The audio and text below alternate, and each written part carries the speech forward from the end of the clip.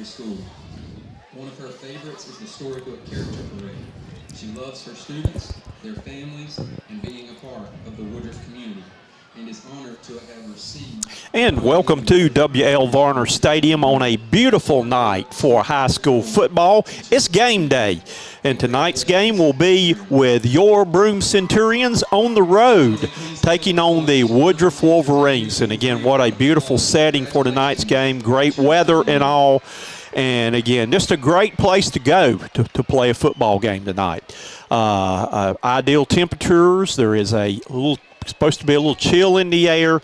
We're about 20 minutes from kickoff, so we're going to go right now quickly to the pregame show and hear what Coach Lynn Fleming has to say about the game tonight with the Woodruff Wolverines.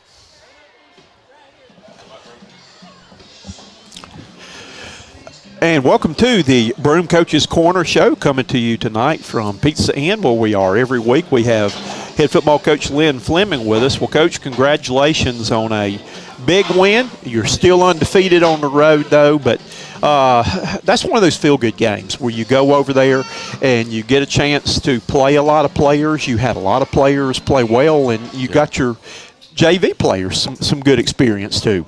Yeah, we did. And it was a game that, we need going in. We just needed to play well, regardless of who we played. We just needed to play well, and, we did that. Once we settled in, we felt like last week was kind of a first game all over again because we had so many players that had a week off and fighting back. But, we just needed to come out and execute. And, I felt like we did that on both sides of the ball. We're disciplined on defense, and we made some big plays on offense, which, we're very capable of.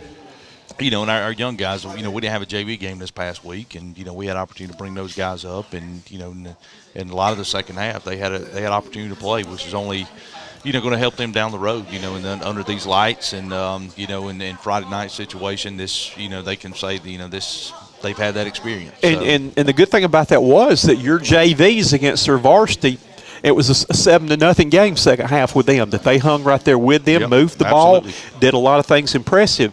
You talked about wanting to get off to a quick start. Well, you did. J-Mac takes it to the house, first play of the game. There, though, and it's called back. It was a Memories Entertainment flag on the play. I'm not sure that Mr. Quinn's listening to that one back there. But you were able to when you had mistakes like that, to overcome them and to keep going and all, and you did get off to the good start. Yeah, and that's and that was the biggest thing. Like I said, we just we're in a position right now again where we just need to focus on us, and then our guys did that, and we've had a great week of practice this week, so it's been fast, it's been physical, and it's been a great week, and having that win with all of our guys getting to play and everybody having a chance to cheer them on, it really it really helped mentally for this week for the mental preparation. It was good to see Cohen getting involved in the offense to come up with some big plays. Right. I know that probably had been missing getting him in the end zone here for weeks to go, though. But we had a new cast of stars. J-Mac had his typical 3 touchdowns in the game right there. But you had some other guys really have good games too. Yeah, we did. We had, and that was again what needed to happen. We needed to get some other guys some touches and get them involved, and we're gonna have to continue to be balanced, as we move forward, and it was a great opportunity to do that, and I thought our offensive staff did a great job of making sure guys touched the ball, and our guys did a great job of going out and executing. The thing I was probably tickled with, and I'm glad that we got the roster that we got right before the game, was seeing some of these numbers that I haven't called all year long getting big. I think you had a number 70 get in the backfield and get a sack one time, or get penetration. That's right. And I'm like, who was that? And all, though. But it was exciting to see some of those kids on the defensive side of the ball that we have not called all year to have big plays. Yes, and it's again, it was just a great opportunity for them, and and I think, if I'm not mistaken, I think we had a chance to play everybody, which is always good on a Friday night. And what was kind of interesting and really made me feel old was Coach Dearberry son at quarterback saying, well, I coached against his father when he was that age and all. That's when you start feeling old when players you coached against sons are in the game. But, again, another one that stepped in, I think was 4 for 4 passing the ball and played well too. He sure did. So, moving on now, playing against a team that I had a little trouble figuring out. It's been Woodruff. Woodruff, we know traditionally, are always good, and when you go down to play at W.L. Varner Stadium, you got your hands full. But I think one thing that's kind of interesting, Woodruff has not won a home game this year either. I didn't even know that. They have not won it. They're 0-3 at home this year. So that was kind of interesting, though, but they've been a team that struggled. I think lost one game, only had 3 points or 7 points and all, but it looked like maybe they were starting to put it together last week against Chesney, had things clicking. And you know, what have you seen with them on film? You know, just kind of what you said. I mean, they're getting better. You know, they're starting to figure out, you know, their identity and what it is, and you know what they can do well on offense, and you know who they can get the ball in space and make plays for them. You know, so I think it's, you know, it's kind of like a lot of people. You know, they're just trying to figure out who they are. You know, and I think they've settled in on some things, and you know, and they did. You know, they moved the ball well against Chesney and was able to put some points on the board. So, you know, hopefully, you know, our guys are. Like I said, it's been a great week for us, and you know we're looking forward to playing those guys, especially at their place. What I have seen too with their quarterback, from just I guess reading stats and studying on him, more of a passer I'd say than a runner. I don't think that he's accumulated a lot of yards on the season running ball, but is he more looking to pass it, or will he tuck it and run every now and then? Well, you know, and they run a couple times. They ran a little quarterback draw or a little counter with him, but you know he wants to throw it. You know, he throws the ball pretty well. You know, they have receivers that do a good job of just finding open space. You know, they just work open, and you know, so we're gonna have to be very mindful of that in the secondary and making sure we, you know, when we match up that we lock on and not let guys work behind us. So, you know, he does a good job throwing the football, and you know his offensive line up front, you know, does a good job of giving him pretty good protection. So, you know, so we're gonna have to get some pressure on him, get him moving out of the pocket, and just you know, just again recognize where the receivers are at all times. Defensively, I think their leading tackler is one of their defensive linemen and linebacker are leading their two teams in tackles. So, but what have you seen out of their defense so far this year? They're good up front. You know, I think they're definitely the strength of their defense, their defensive line. You know, they get after it. You know, that's going to be a challenge for our offensive line to block these guys. They get off the ball well, and you know, and I think, like I said, our guys have had a good week, and you know they're going to be up for the challenge. But you know, and you know, secondary, second level, third level guys, you know, they're just solid players. You know, they're working just not to get beat deep in the secondary, and you know, the linebackers move pretty well, but their DL is definitely their strength of their defense. And I know their kicking game. Gosh, I looked on that, and it seemed like their kicker, Gaspar, he's been there for 10 years, I think. Y'all need to check his eligibility, though, but I think he's handling their punting and their place kicking. But I remember that guy, he must have started playing in the 9th grade because, like I said, he's been around forever back there kicking, and I've always remembered that he's got a strong leg, too. He does, and he's very consistent with it. You know, they can place the ball where they need to. You know, they feel comfortable with him kicking field goals. So he's a solid special teams guy for them. We're midway. Last Friday night, it was the halfway point of regular season. That we're halfway through the regular season right now. How are you right now from a physical standpoint and all? Are you pretty healthy, or we are? Knock on wood. Yeah, knock on wood. You know, we got one or two that's kind of banged up. You know, that are question marks this week. But you know, for the most part, we're healthy. You know, and hopefully these two guys are guys that's going to come back for us. So, you know, and hopefully next week. So we're in a good place right now with that. You know, and that's the biggest thing for us is making sure we stay that way. You know, coming out of this week healthy and you know moving into region play. Did you make it back home okay? That I had to get my wise out to find my way home from Berea the other night. We did. We actually got on 85, and it was a lot faster coming back than it was going. We went around 29. We went all the way around to get there. Just because of 85. Well, there was a situation on 85, and but coming back, we were able to get on 85, and we were able to move. So we got back pretty quick. It's funny, we reversed. I went over on 85, and you said you came over on 29, so I went back on 29. I gotcha. And it was clear sailing, too, Yeah. that I haven't been back through that area, the Wade Hampton Boulevard and all. It's been years, a lot of red lights right there, though. Well, Coach, give us, the keys to the game for this week. This week, we preached all week to our guys just being tough. We just have to be tough. From whistle to whistle, we have to be tougher than them. So that's what we've been preaching to them, and that's really on both sides of the ball. We have to be better this week, special teams wise. Some opportunities that we didn't take advantage of the other night, and we have to be better in that aspect. But I think on both sides of the ball, we just have to match their physicality and just play tough. And I think that's the key on both sides of the ball for us.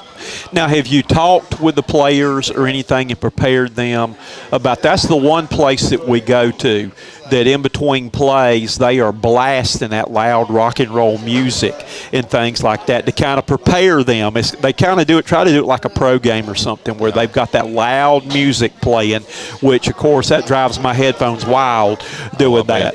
With that, though, but have you mentioned that any? Be prepared for the rock and roll show you're going to. We hadn't. We don't. I don't want to be thinking about anything like that when they get over there and they hear it at that point. But no, we hadn't really discussed that. Well, good luck, and we look forward to talking to you after the ball game. Thank you so much. Thank you.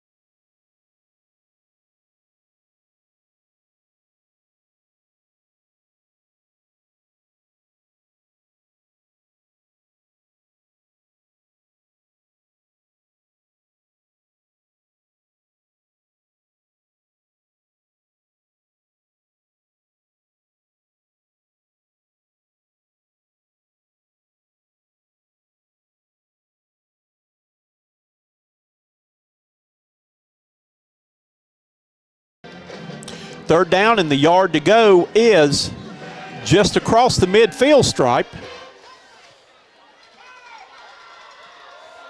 And on the tall sweep with the first down, and we've got Laundry on the field. It's a flag on the field. And McGill, J-Mac, looks like he's limping a little bit coming back across the field. Holding is the infraction against the Centurions. It's going to be a holding penalty, which is going to nullify the first down and bring the play back.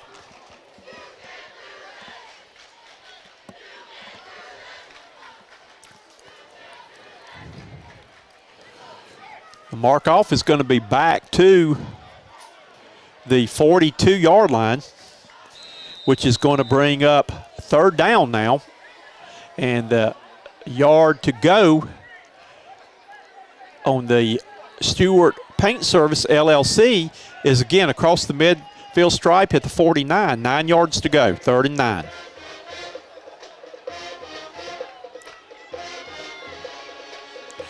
Dropping back to pass is Brackett Brandon. He sprints out. He's going to throw it up the field. It's going to be just off the fingertips of his intended receiver then, number 23. That is Landon Deaton. And it's going to bring up a punting situation as Noah Quinn checks into the ball game.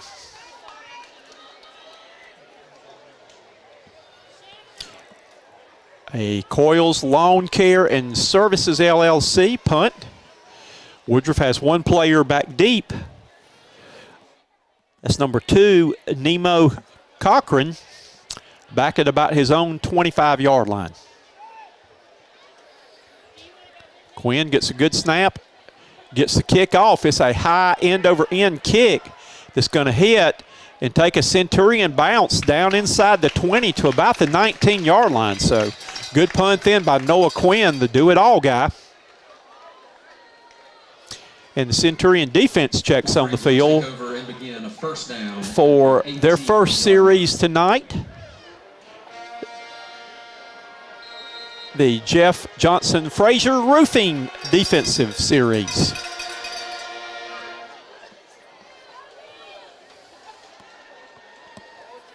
One back in the backfield, quarterback dropping back, throws a quick screen pass out, and with the ball and getting run out of bounds after a short gain, that was number 3 on the reception.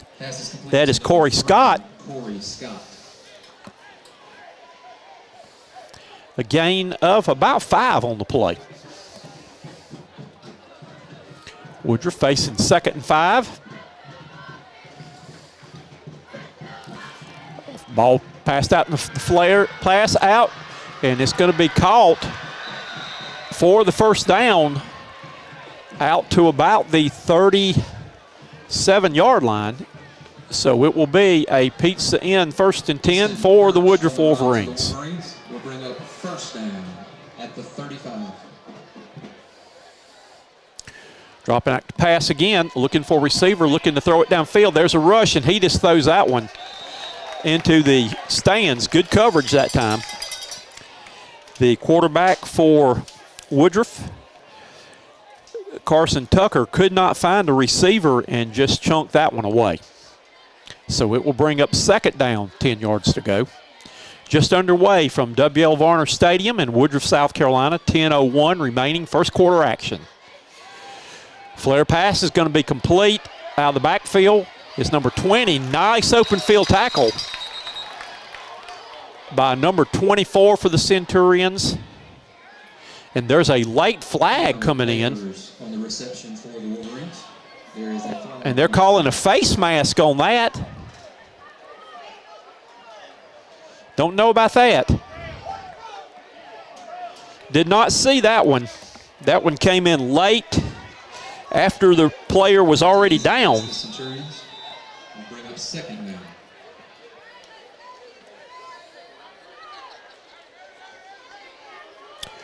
Second down and about 2.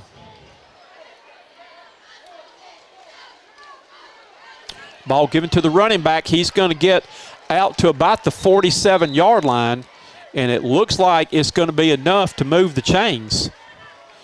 And sure enough, it's another pizza in 1st and 10 for the Wolverines. Bring up first down for the Wolverines at the 48-yard line. Number 24 in the backfield now, that is Birch. Birch with the carry right now, got the ball, goes off tackle, and he's going to get across the midfield stripe, and a nice gain down to about the Centurions' 43-yard line. Close to another first down. Quickly the line of scrimmage come the Wolverines. Going to be 2nd down and 1 yard to go. Again, giving the ball to Birch. Birch looking for a run. He cuts back. He breaks the tackle, and he's got the first down to the Centurion 35-yard line. Another pizza in 1st and 10. Noah Quinn, number 22, on the tackle. For the Wolverines, will bring up first down at the 36. Quickly to the line of scrimmage come the Wolverines. 2 receivers up top.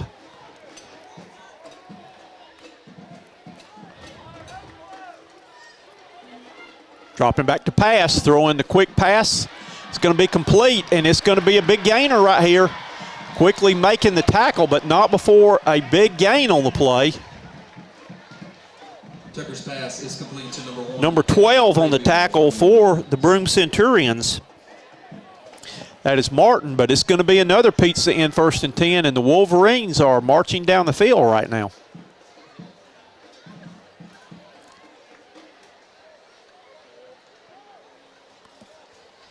Two receivers to the right. Ball given to Birch in the backfield. He picks his way through the hole. Gets positive yardage. And getting up off the stack is Noah Quinn. Tackled by number 22, Noah Quinn for the Centurions. Bring up 2nd down. 2nd down for the Wolverines now. Number 20 in the backfield now for Woodruff. Play changed at the line right now.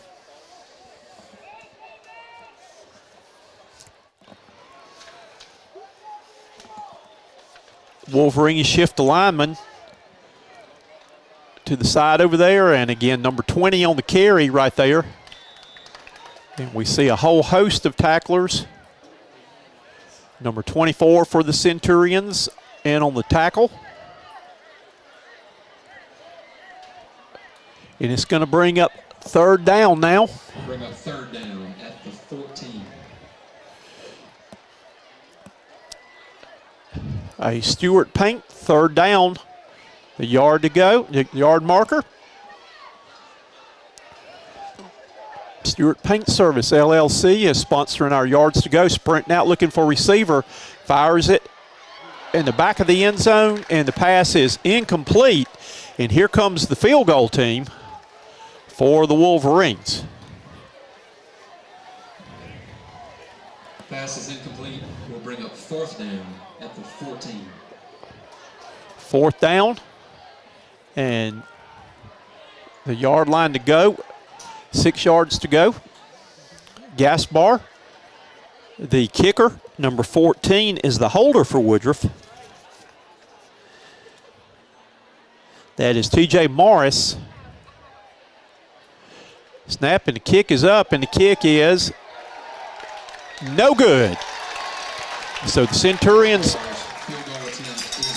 have held, and the offense checks back on the field now for a new Spartan Waste offensive drive.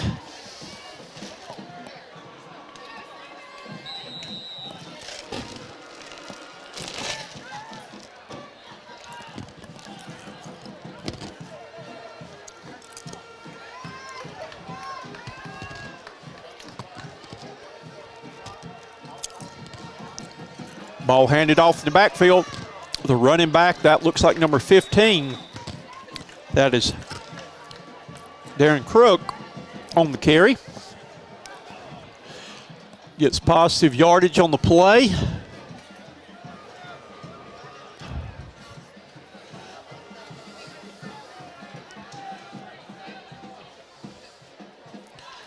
On the option look now, Brackett Brandon on the keeper. He's going to get out to about the 30-yard line. That's going to be close to the mark.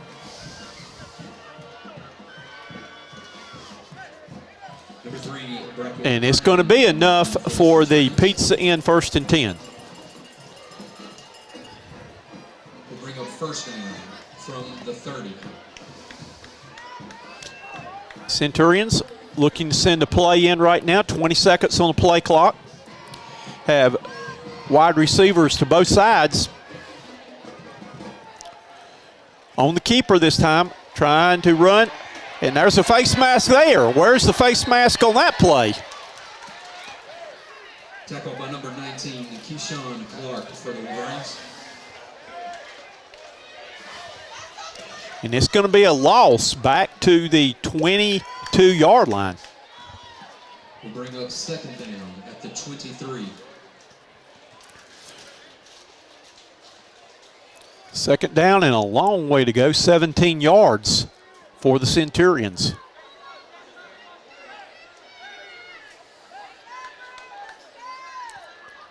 Dropping back to pass, Brackett Brandon on the sprint out's got a man up the field and had his man wide open and airmailed it.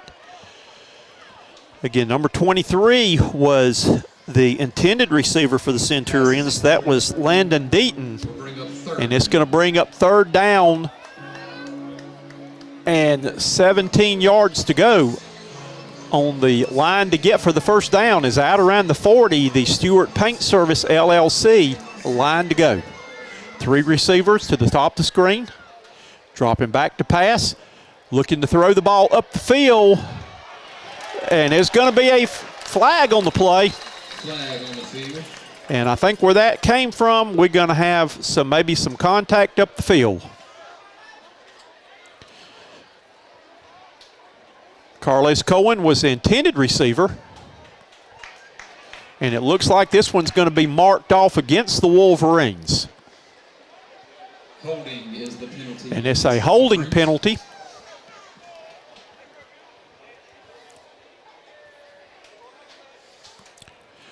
They're marking it off now. Ball is going to be placed at the 32-yard line.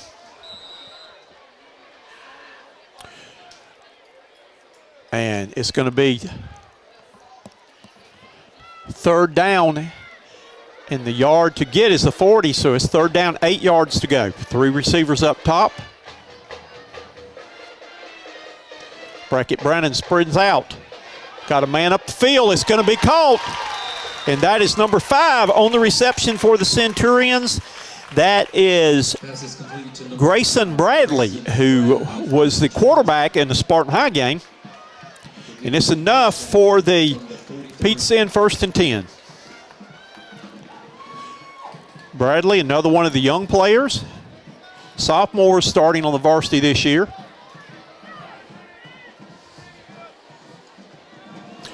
Crooks with the ball. Crook gets it out to about the 48-yard line on the first down carry.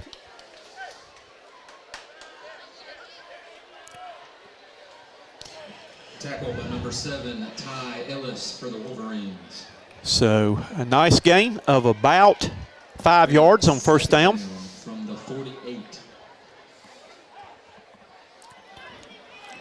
Crook in the backfield, Darren Crook with Brackett Brandon. Crook gets the ball again. Nice hole for him. He's off to the races. And again, it's going to be another Pizza Inn 1st and 10 as he rambles down to about the 38-yard line. Darren Crook taking advantage of his opportunity tonight that J-Mac limped off the field earlier in the game and has not returned since then. And Crook has done a good job of stepping back in. Centurions lined up and are on the line now, ready to go. Receiver split ends to both sides. Sprinting out to pass, looking for a hole. He's going to run the ball and gets up the field to about the, let's see where they marked him out, at the 35-yard line.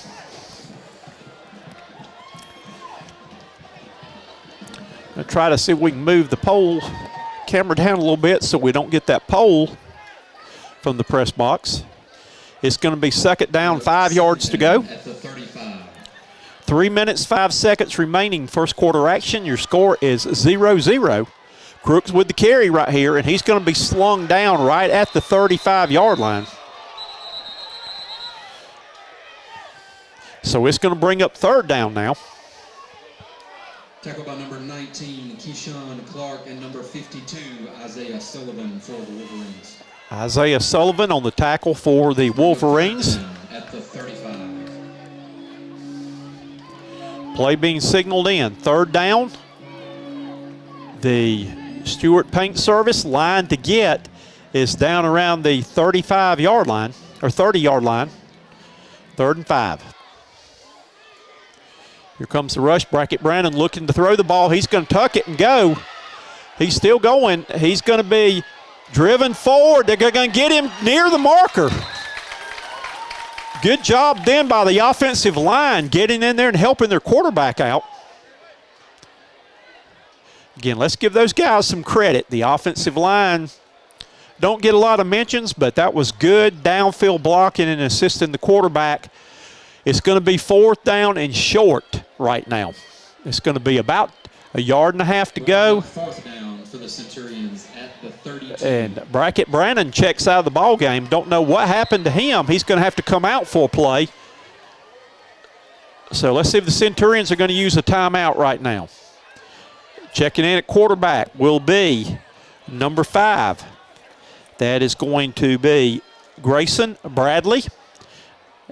And I think they're going to call timeout right now. The play clock down to 6. Again, big play right now. 4th down, and the line to make is about the 30. So it's going to be 4th down and about 2 yards to go. Timeout by the Centurions. The timeouts are brought to you by the Broome Athletic Booster Club. And again, the Booster Club does so many things for all the teams at Broome High School.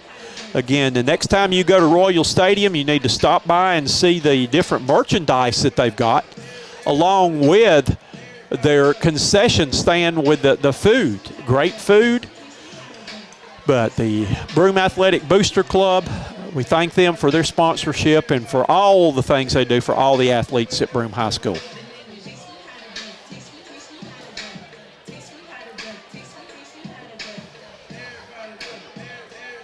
Fourth down, 2 yards to go.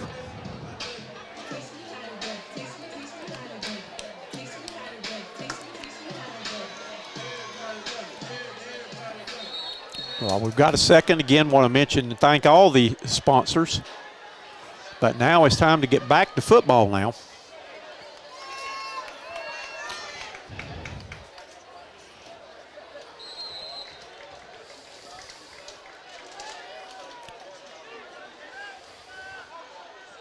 Carlos Cohen in at quarterback. He's going to try to turn the corner. He turns the corner. He may be off to the races. He's got the first down, and he's going to get down inside the 10-yard line, but there is laundry on the field. This one is probably coming back and going to nullify a nice run by Cohen. Holding is the penalty against the Centurions. Holding is going to be the call on the Centurions.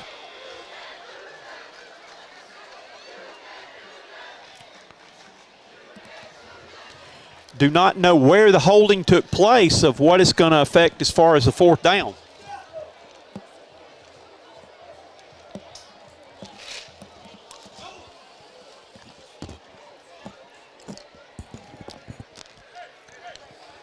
We've seen a lot of memories entertainment, and that's not good because that means there's been a lot of flags. It's good for them being our sponsor. Will be a 10-yard penalty against the Centurions. It's going to be a 10-yard penalty, and it's going to bring up 4th down and 14, and Noah Quinn is checked into the ball game. The punter for the Centurions.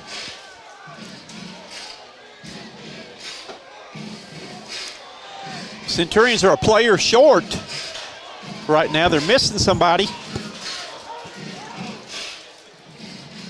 4 seconds, 3 seconds on the play clock. I don't know if they're going to get this one off. And it's going to be another penalty for delay of game for the Centurions, which will make it 4th down and 19 now.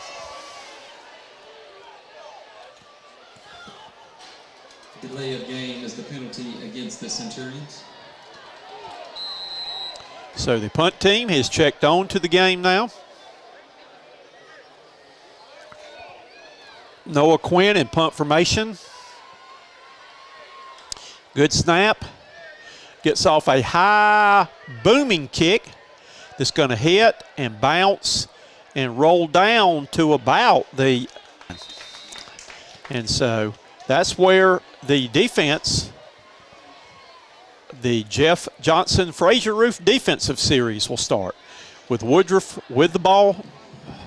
Wolverines will begin Testing 1, 2, 3. at the 15-yard line.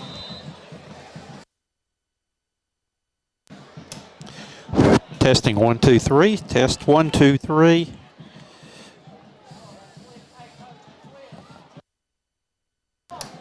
Check 1, 2. Check 1, 2.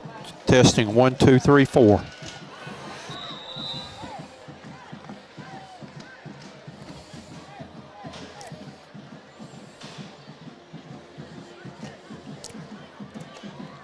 Testing 1, 2, 3. Lost my headphone sets for just a minute. We're back. A gain of about 6 on first down here. Dropping back to pass. Pass is going to be complete. And running up the sidelines, it's going to be a foot race out to about midfield.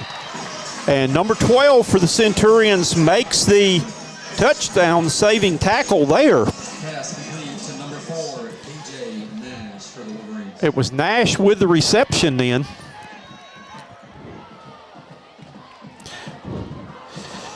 And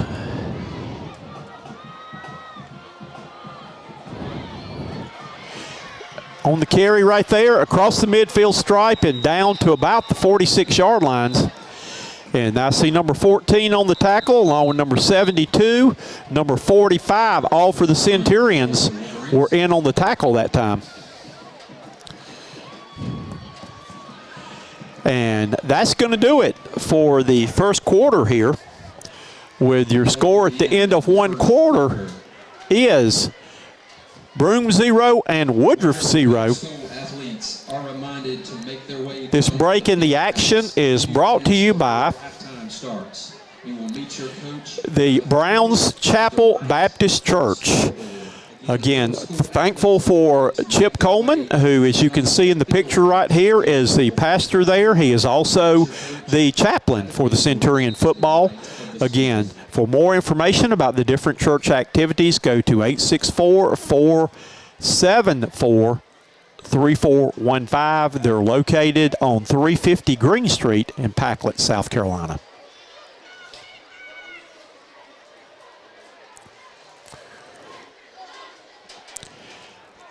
Getting ready for second quarter action now.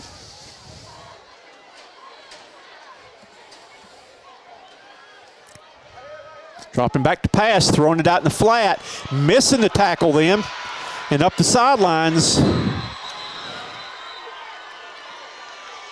Again, just a miss on the play. You can't miss the tackle in open field like that because it leads to a big play, and just like that, Woodruff is back down in the red zone, or just about to the red zone. It's a first down at the 24-yard line.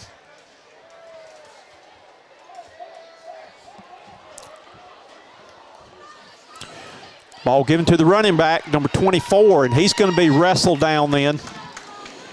With a good tackle is Noah Quinn. Did not miss the tackle on that play. Wrapped him up. Good open field tackle. Gain of 1 on the play. Second down, 9 yards to go.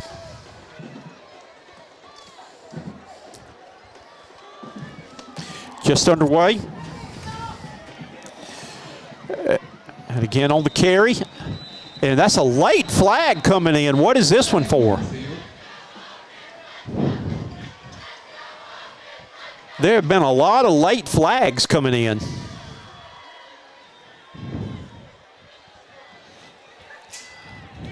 And it looks like it's going to be against the Centurions.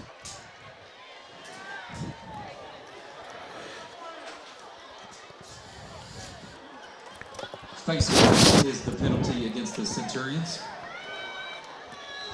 And they're going to call face mask will bring up first down at the 9. So it's going to bring up a first down at the 9-yard line.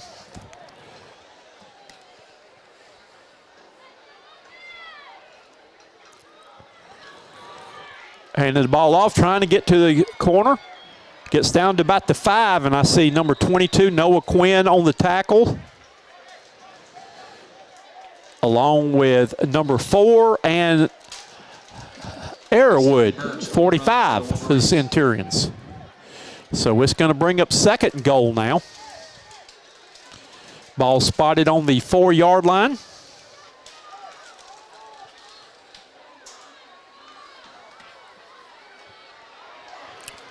He's going to be stacked up short of the goal line. And it's going to bring up third and goal. And we'll bring up third down from the 3-yard line. Third down and goal from the 3.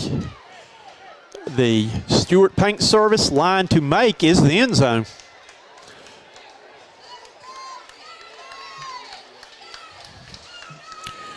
Sprinting out to pass, looking for receiver. He's being strung out. Here comes the rush. He has to throw it away, and it's going to be incomplete.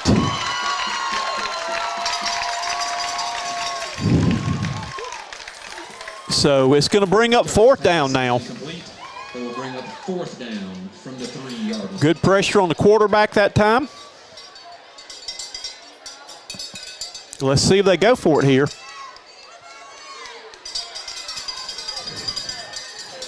Woodruff's going for it. On fourth down and goal from the 3.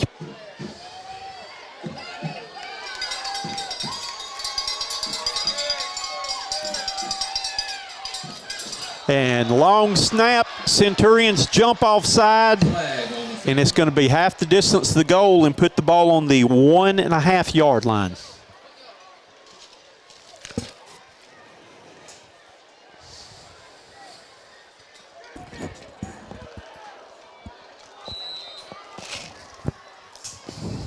Fourth down.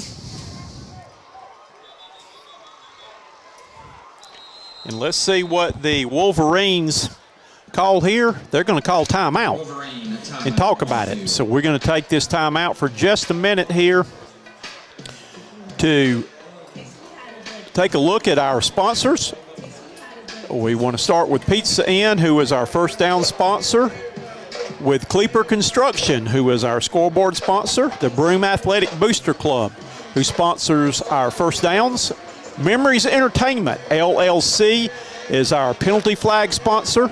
Spartan Waste is our sponsor, and they sponsor all of our offensive drives. Jeff Johnson Frazier Roofing is our defensive drive sponsor. Coyle's Lawn and Services are our punts. Ray's Recycling, our PAT attempts. Larry's Trophies is our kickoffs. Wayback Burgers, our touchdown sponsors. The Cashler and Jerry Hughes Scholarship Fund is our halftime sponsors. Brown's Chapel is our break in the action. Stewart Paint Service, LLC is the line to get. And our sacks by Concoction Ministries, and your lineups by Faces of Total Victory. Here we go, fourth down. And trying to give it, and there's a flag on the play right there. Illegal procedure that Woodruff did not get set. And the field goal team comes on the field now. Wolverines tried to run a quick play. They never got set, so Gaspar is checking into the game to do his thing to attempt the field goal. Senior kicker, number 8, has been with the Wolverines. I think he started kicking for them back in the days when I had hair. He's been around for a long time. Snap is down, and the kick is going to be no good. And it's going to be faked and a touchdown. Wow, what a break for Woodruff right there. Number 5, Luke Onions on the touchdown reception for the... They got a bad snap, or not a good snap. The rush came, and the quarterback stood up and popped the ball to a wide open receiver on a fluke play.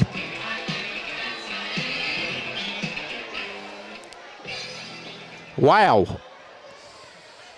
Now Gaspar in to attempt the PAT.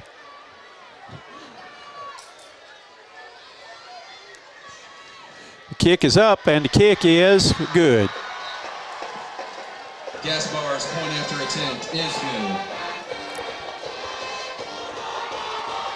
This point after touchdown is brought to you by Ray's Recycling, LLC, located in Cowpen, South Carolina. If you're looking for the best prices on all your scrapped automotive or truck cores, we give you the best prices and the fairest guarantee. For more information, call or text Dusty at 864-590-3177. And remember, sell your junk car for cash. All righty, it's time now for the Larry's Trophies kickoff. Brought to you by Larry's Trophies, located on Highway 9 in Bowling Springs or up in the Bowling Springs area.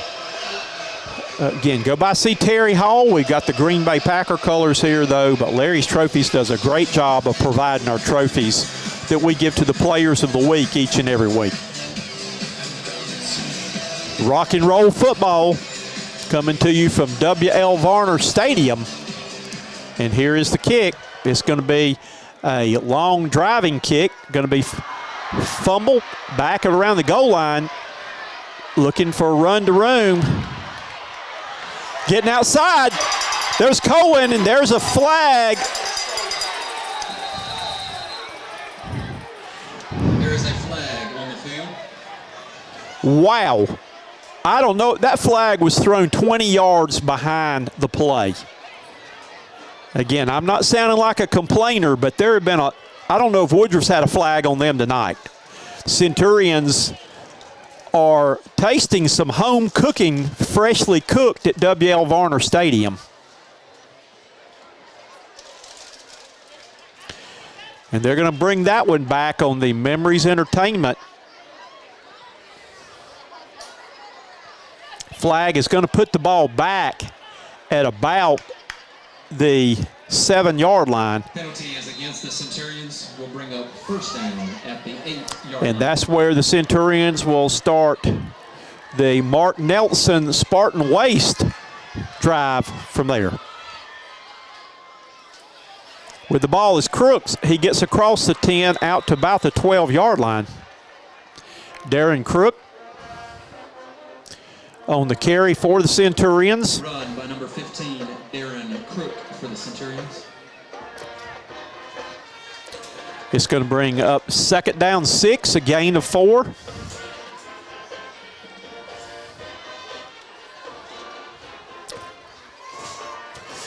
Brackett Brandon in the gun right now. Drops back to pass, looking for receiver. He's going to fire one deep. It's going to be caught. It is caught by Brown with a diving catch at the midfield stripe. Isaiah Brown with a great catch.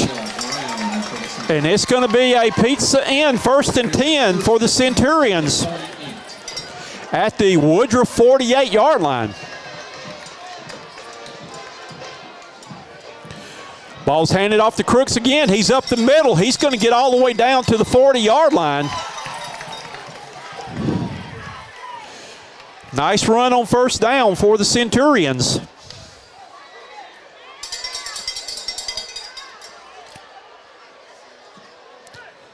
Second down and about 2. From the 40-yard line.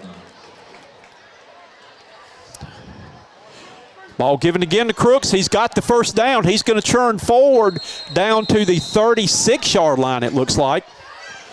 But it's going to be enough for the pizza in, 1st and 10. Move the sticks.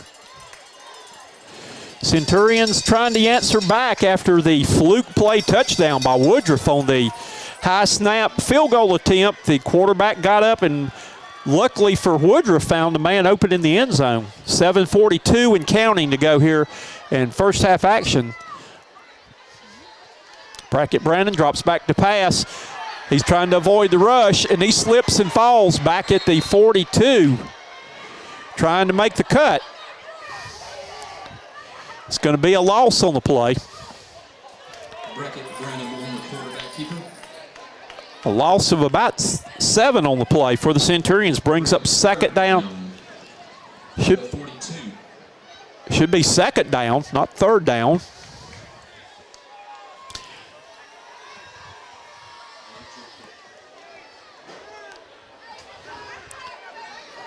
Three receivers up top, one to the bottom. Back in the game now is J-Mac. And Brackett Brannon's going to run it right here. He's up the sidelines and is going to be pushed out. And we've got laundry on the field for a hit out of bounds by the Wolverines. It's going to be a Memories Entertainment flag on the play.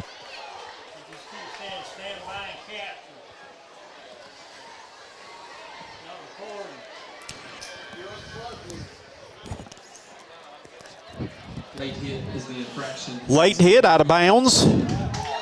So that'll be 15 marked off against the Woodruff Wolverines.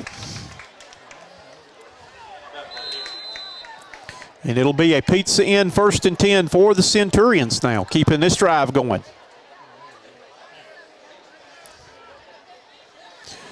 On the option, ball's pitched and running over the Woodruff guy. That's J-Mac. The freshman running back in the game now. He must be okay. Number 21, J-Mac McGill on the run for the Centurions.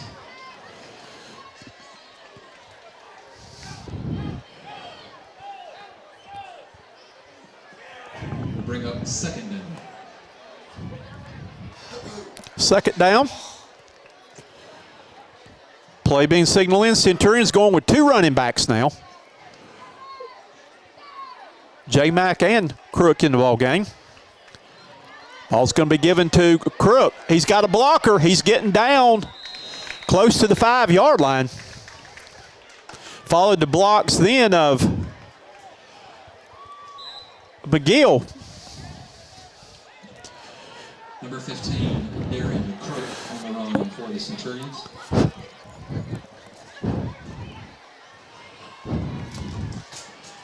And it's a first and goal for the Centurions.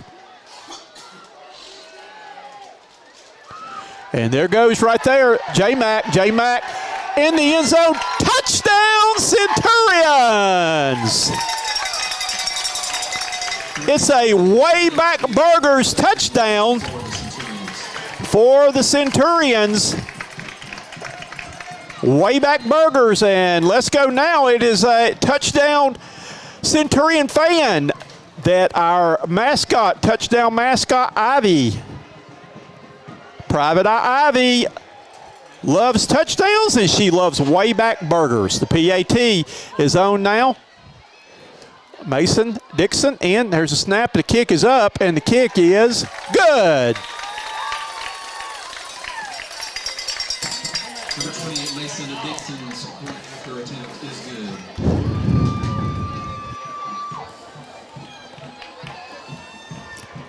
This point after touchdown is brought to you by Ray's Recycling, LLC, located in Cowpens, South Carolina.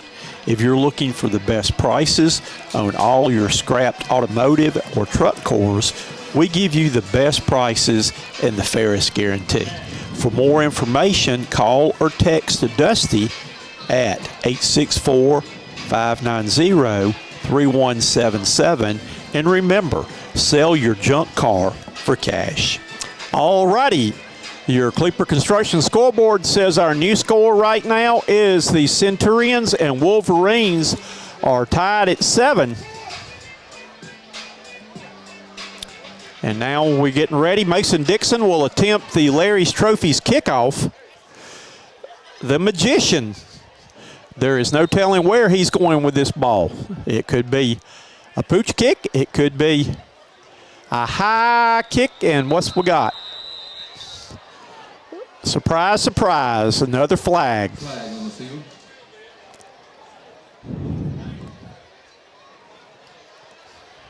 At this time, middle school athletes, please begin making your way towards the field house and meet your coaches to the right of the So they will back it up and kick it off again. Please begin making your way to the field house and meet your coaches to the right. Again, for all your trophy and awards needs, call Terry Hall at Larry's Trophies at 864-582-0106. Tell him Coach Cox sent you. Mason will tee it up and give it a wallop again. Offsides was the call.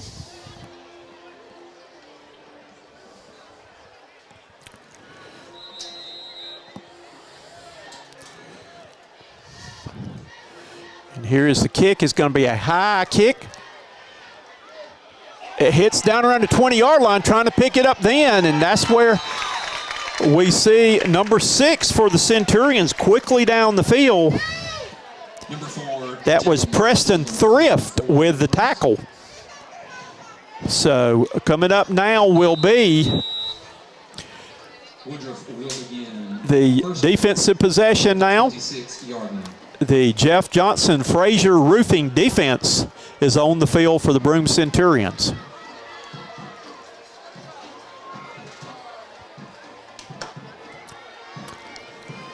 One back in the backfield looking to throw. The quick screen pass is going to be thrown. Coming back the other way was number 3 and did not get a whole lot on that play. Woodruff throwing the ball a lot tonight. And that was Corey Scott on the reception. Corey Scott on the catch for the Wolverines. And don't know if he got back to the line of scrimmage or not. Second down and let's say 10. Looking over to get the play is their quarterback, Carson Tucker, the senior. Has 2 receivers to his left. Trying to draw the Centurions off sides, and they did not bite. Maybe changing the play up now. He's going to give the ball to his running back looking for a hole, and he's going to be met by the whole Broome team on that play. As we see number 17 for the Centurions and number 14 on the play for Broome, along with a whole lot of his friends wearing white shirts. It's going to bring now on the Stewart Paint Service LLC yard to get is going to be the 36-yard line.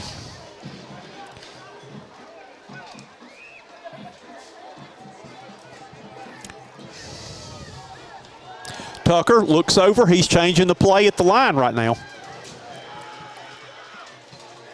Centurions are putting a rush on right now. He's getting pressured. He's going to be hit and sacked on the play.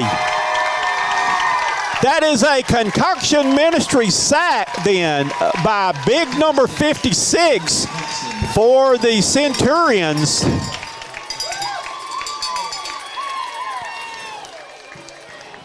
A Concoction Ministry sack.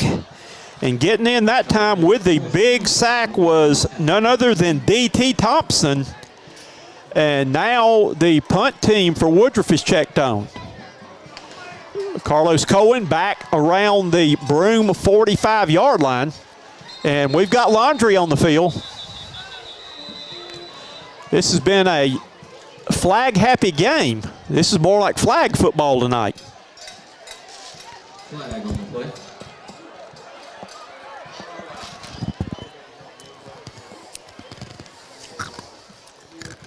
Illegal substitution is the penalty against the Centurions.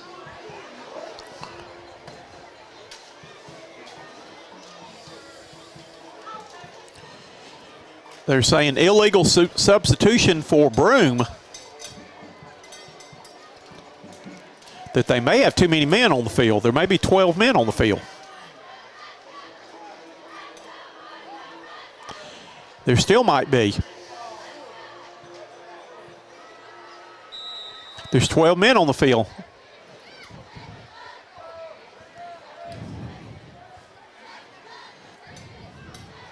It's a bobble. And get out of the way. Get out of the way. The kick is going to roll dead at about the Centurion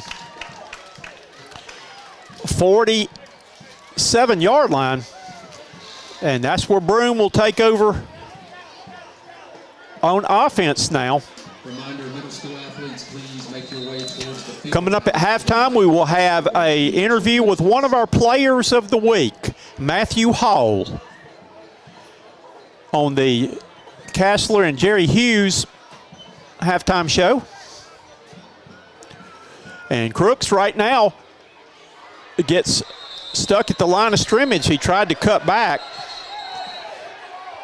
Tackled by number 52, Isaiah Sullivan for the Wolverines. Second down now.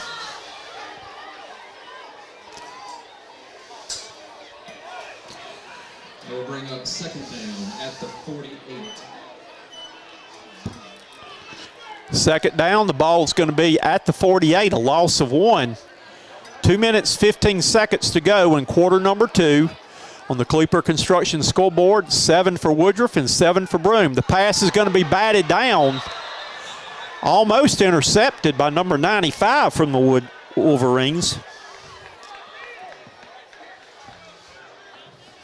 And it's going to bring up third down and 11 now. Broome had really good field position to start the drive and have not been able thus far to take advantage of it.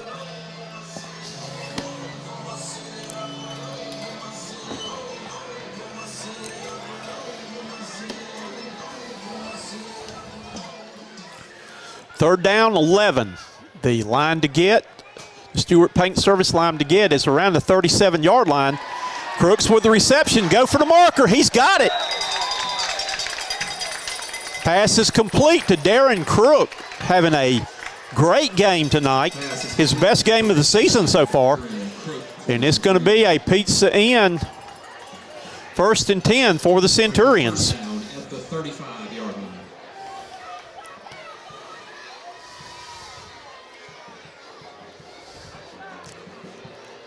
Ball on the 35-yard line. Here comes the rush. Ball's going to be thrown over the head of the receiver. That time the pressure was brought by the Wolverines, and Brackett Brannon had to get rid of the ball. So it's going to bring up 2nd and 10. A minute and 52 seconds remaining here in first half action from W.L. Varner Stadium.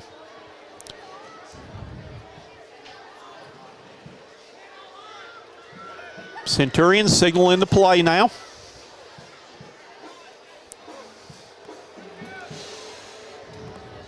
.20 on the play clock, still plenty of time.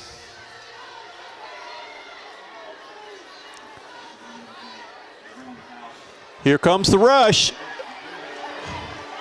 Up the middle, down to about the 30-yard line for a gain of 5 on the play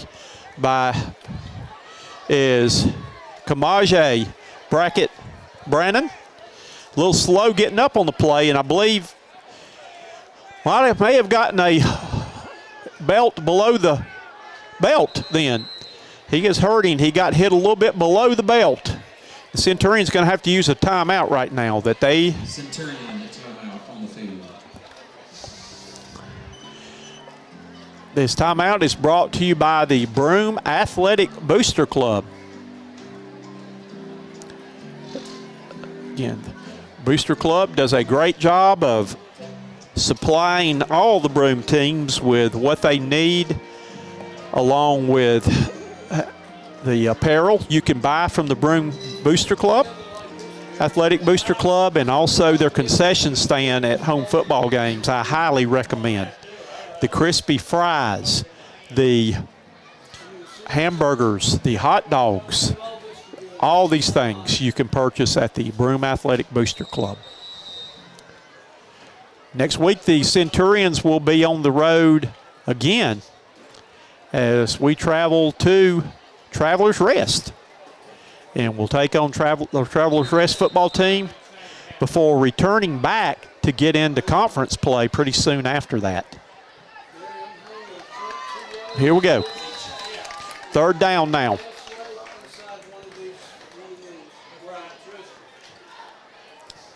In the Stewart Paint Service line to get. Here comes the rush again. He's got a man open across the middle, and it's caught down to the 15-yard line. Number 5 on the reception then for the Centurions. Pass is complete to number 5, Grayson. That is Grayson Bradley, the sophomore. And it's a Pizza Inn 1st and 10 for the Centurions. Quickly to the line of scrimmage. Here they go. Crooks with the ball. Make sure he's got it. Gets positive yardage. Centurions have got 1:03 to go till halftime. Crook on the run for the Centurions. Second down. Bring up second down. J. Mack and Crook back in the backfield now with Brackett Brannon, one on each side. With the keeper. Touchdown, Centurions! The Centurions are in the end zone. It is a way back Burgers touchdown. And our touchdown mascot, Private Eye Ivy, loves touchdowns and loves way back burgers. And now on for the PAT is Mason Dixon. The holder is Matthew Hall. On to attempt the PAT. The kick is up, and the kick is no good. Point after attempt is no good. This point after touchdown is brought to you by Ray's Recycling, LLC, located in Cowpens, South Carolina. If you're looking for the best prices on all your scrapped automotive or truck cores, we give you the best prices and the fairest guarantee. For more information, call or text Dusty at 864-590-3177. And remember, sell your junk car for cash. All right, your Kleeper Construction scoreboard now reads that the Centurions have taken their first lead of the night by the score of 13-7. And now set to kick off is Mason Dixon with the ball teed up at the 40-yard line. We have 41.3 seconds remaining till halftime.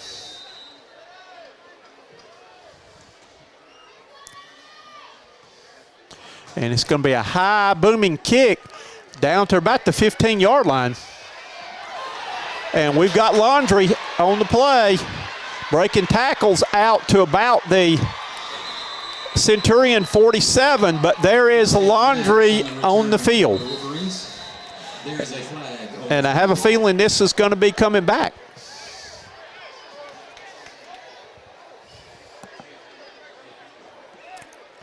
An illegal block by the Wolverines will put this one back and nullify a good return.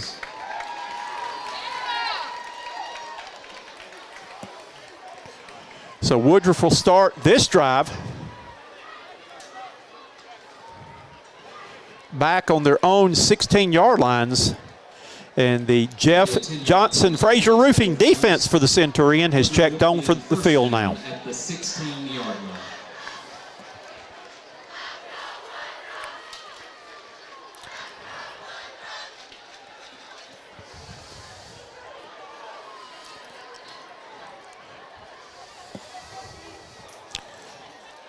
Carson Tucker with one back in the backfield throws the quick screen pass out to number 3, and he is going to be tackled by Carlos Cohen and Noah Quinn on the play.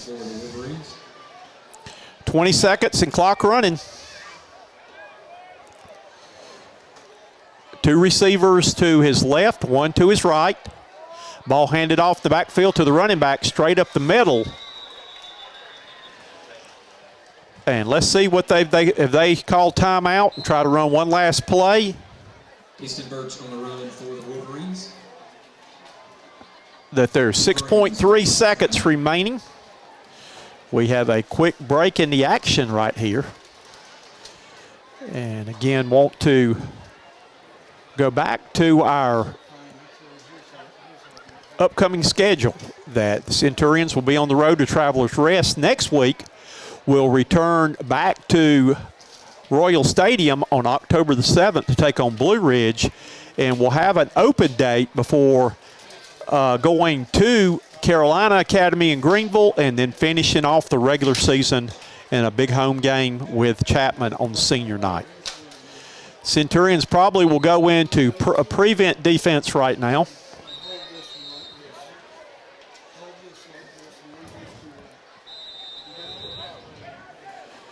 They have 3 players back off the line of scrimmage, many yards back. Tucker drops back and airmails one up the field to about the 45-yard line, and there's 2.5 seconds to go.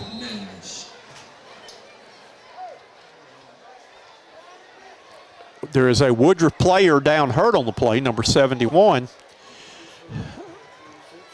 And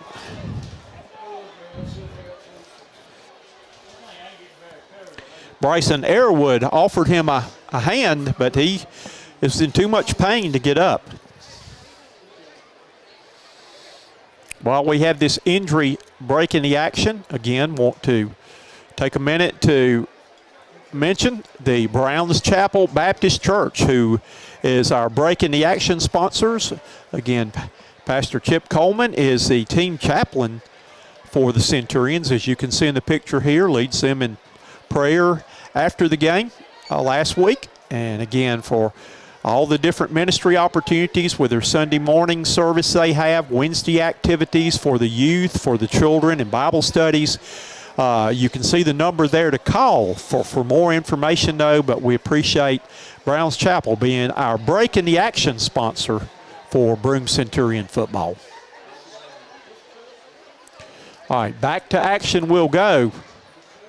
I don't know if Woodruff called timeout. If they didn't, then they ought to wind the clock and the half will be over. But they got 2.5 seconds remaining till halftime. They have 3 receivers right in front of us to the bottom of the screen and 1 up top.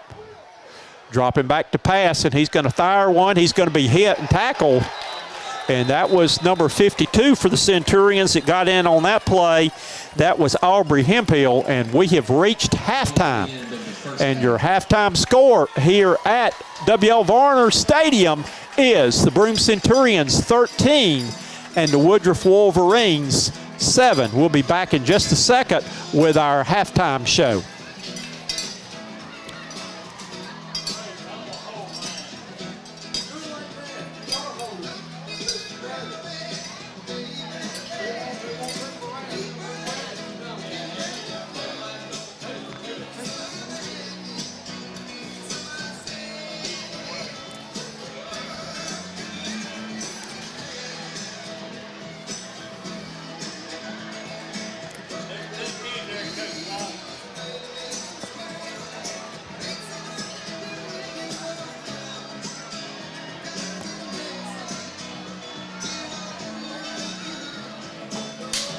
And welcome back to the Castler and Jerry Hughes Scholarship halftime show. Our special guest that we have tonight, that we're going to try to play as much of the interview as we can, it was a long one, is with Matthew Hall, who was the player of the week last week, the offensive player of the week. But let's go hear what Matthew has to say. Wow, it got quiet in here all of a sudden. The cheering group over here, they are now we're getting them fired up. There we go. There we go. Yes, sir. Well, thank you, boys. All right, our offensive player of the week for this past week is Matthew Hall, and I was just sharing with Matthew that I've known his mom and dad for a long time, and you know, last year when the first time that I didn't realize that put the two of y'all together right there until last year, and I went to one of the games and had on my number 13 in Broome colors. I said, there's somebody wearing 13 out there, though. So I've been a fan of the guy wearing my number out there, though. Well, thank you so much. So, but let's talk a little bit about your game this past week. You had a big catch in the game, yes, sir, for a first down. But just talk a little bit about what your role is to the team. That, you know, the team needs the guys lots of times that what you do lots of times, you holder, extra point, doing things like that, things that you do a lot of people don't get noticed for. So just tell me what your role is to the team. Well, I can't do it all by myself. I mean, it takes the entire team to do one play, even if it is a special teams play. I mean, I play a small part. I hold the ball, or I caught the ball on the kickoff return Right. on the first play, but most of the time I block for the people that are right behind me. So I mean, I play multiple different positions, but it really comes down to the guys that I have got beside me. I mean, Okay. Do you have you play a lot of roles there where you do a lot of things? Is there one role in particular that you like the best? I particularly like H back, and then when I get to play receiver. I mean, those are my favorite two. Okay. Now, when you play one of the upbacks on kickoff team, what are you thinking when that pooch kick comes your way and you've got 11 people running at you full speed like that? What are your thoughts? What's going through your mind as you wait for that ball? Are you going to fair catch it, or are you going to try to catch it, or what you going to try to do? I think one thing: catch the ball. Catch That's the ball. it. Don't drop it. There you go, though. But again, that's what I'm saying. Your role to this team is important, and it's a tribute to you that you can do a lot of things. That every team, every successful team needs a guy who can get in there and, like I said, can hold on extra points. Now, sometimes when the snap's not good.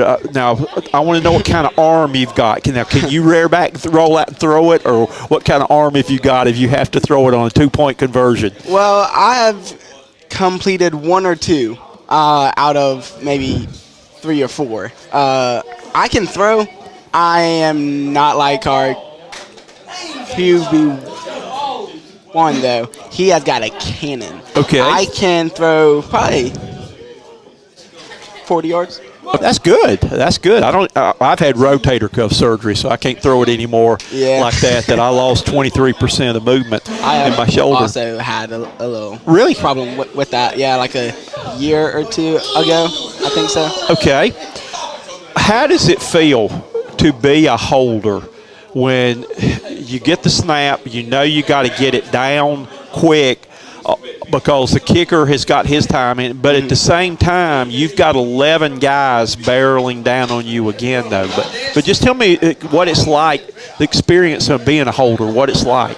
So my main focus is first to catch the ball and then to get it onto the center of the tee and then spin it so that the laces of the ball are facing out so that the kicker won't kick the laces because that messes up the kick and it hits their foot weird, so it makes it turn a different direction. But what goes through my mind is I really try to do my best to catch it and then make sure to put it onto the block as fast as I can, because once I get it onto the block, I can then I can tilt it, I can then turn it or things, but getting it onto the block is the biggest part. Okay. And people take that part of the game, the average fan just kind of takes that for granted, but how much do you have to practice to be able to take the snap, spin it, get it down? An average week of practice, how much time do you spend on that? Well, let's see. We do 15 minutes before practice, and then most times we do a PAT or an extra point or a field goal after to finish up our practices. So 15 and then times 4. So I do about an hour's worth of practice per week, plus the extra time and kicks after. Okay, all right. What has been your best memory of playing football so far? Now, you've probably got some more great memories ahead of you this season, though, but do you have a special memory so far of playing football? So far, Well, my first 3 years have been really, really great. I've been around some very, very good talent. I've been around Dylan Ramirez. I've been around Braxton Turner. I've been around Cam Moore. I've been around CJ Littlejohn. Littlejohn. Mm-hmm. I mean, I've been around Hayden Wooten, which is actually the same number that I wear now. That's a good number, 13 now. Yes, sir. So, I mean, it's my 4 years or my first 3, and then this is my 4th. So, my 4 years have really been great, but if I had to pick a favorite moment, it either would have to be when I got that catch, because that is my first career varsity catch for multiple yards. And that was a big first down. That was a big gain on the play. All right, let's go on now to some of the other questions that we've got for you. Where did I put my thing? All right. I notice your mom and dad are here tonight supporting you. We see them over sir. here. What's something that your parents have told you that you still apply today? That maybe you heard them saying when you were little that you still apply to life today? Shoot, a lot of things. They have both taught me a great deal about more than football, but life. They have taught me in football, though. My dad has practiced with me outside in the yard. I would stand behind a pole, and then he would throw the balls to me, but I would have to make sure I kept my arms out, and then I caught it away from my body. Mm-hmm. But biggest thing was if you're gonna do something, do it with the best of your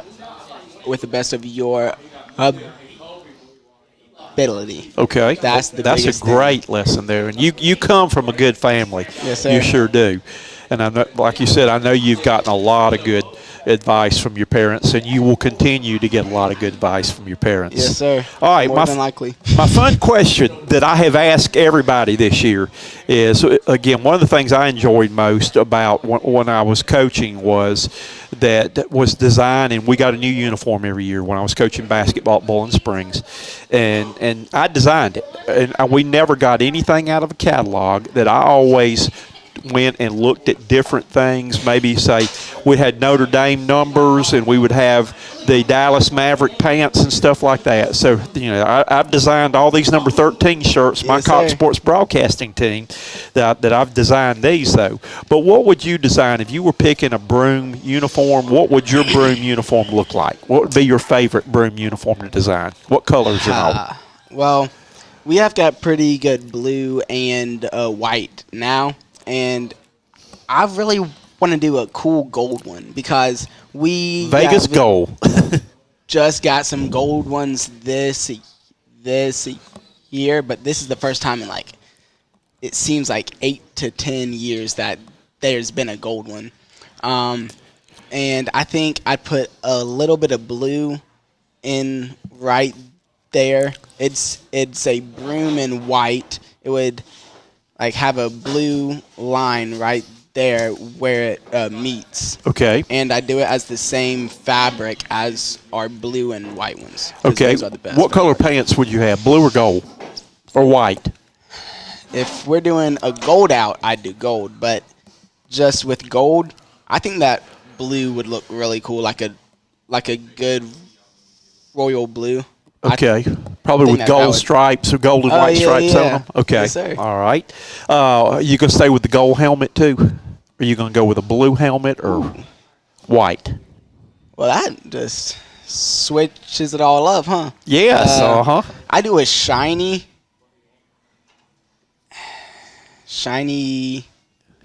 If we could find a good blue, I do it. Okay. Blue. All right. Well, that sounds good. What are you most proud of?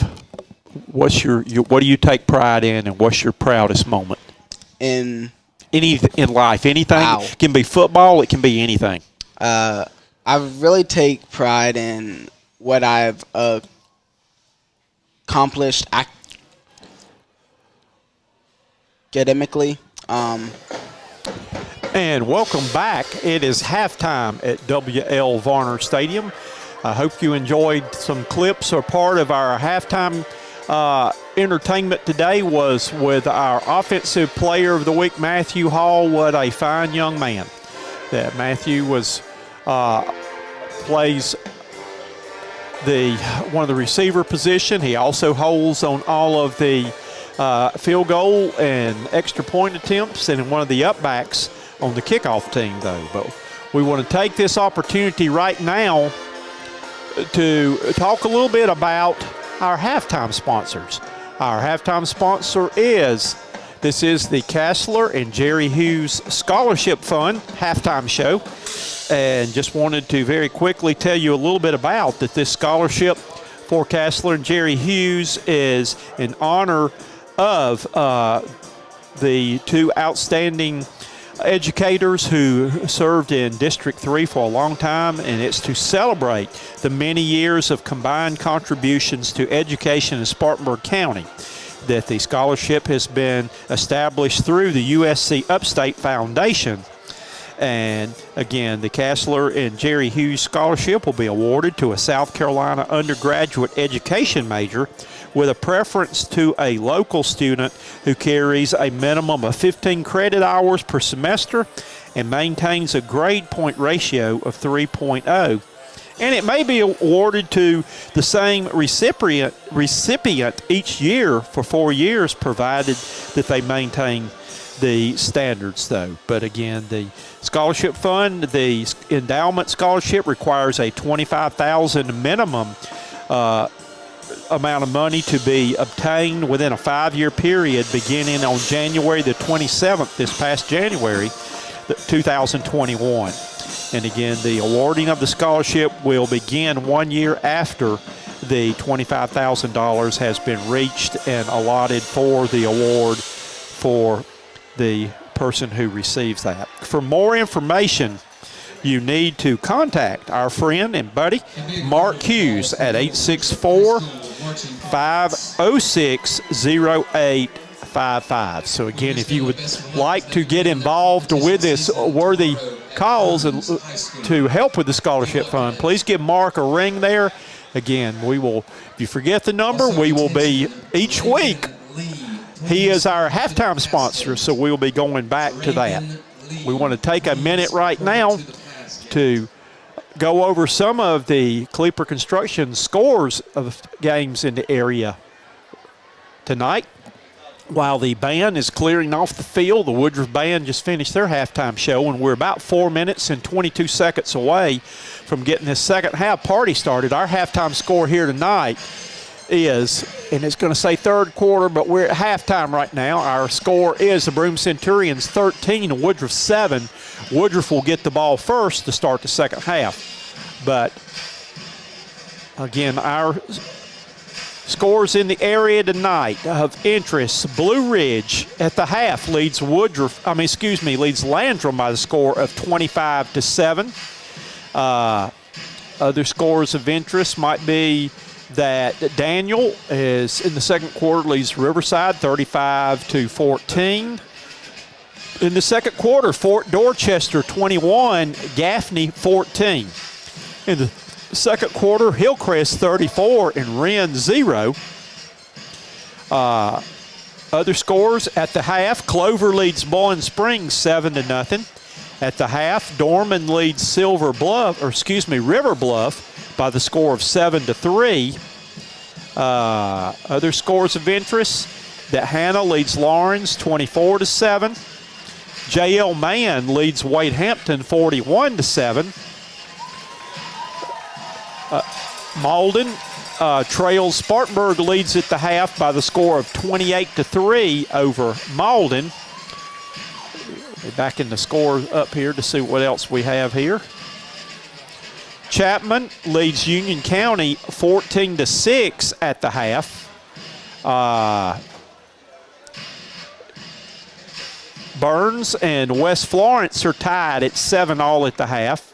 Our score again is Broome 13 and Woodruff 7.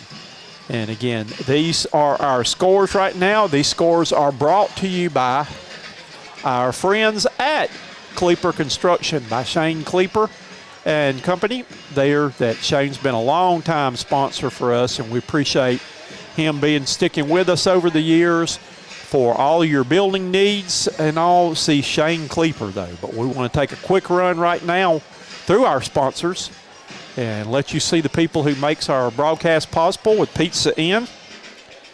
And we thank the people from Pizza Inn for being a longtime sponsor. We host our coaches show there every Wednesday night, and we've had some great crowds there this year.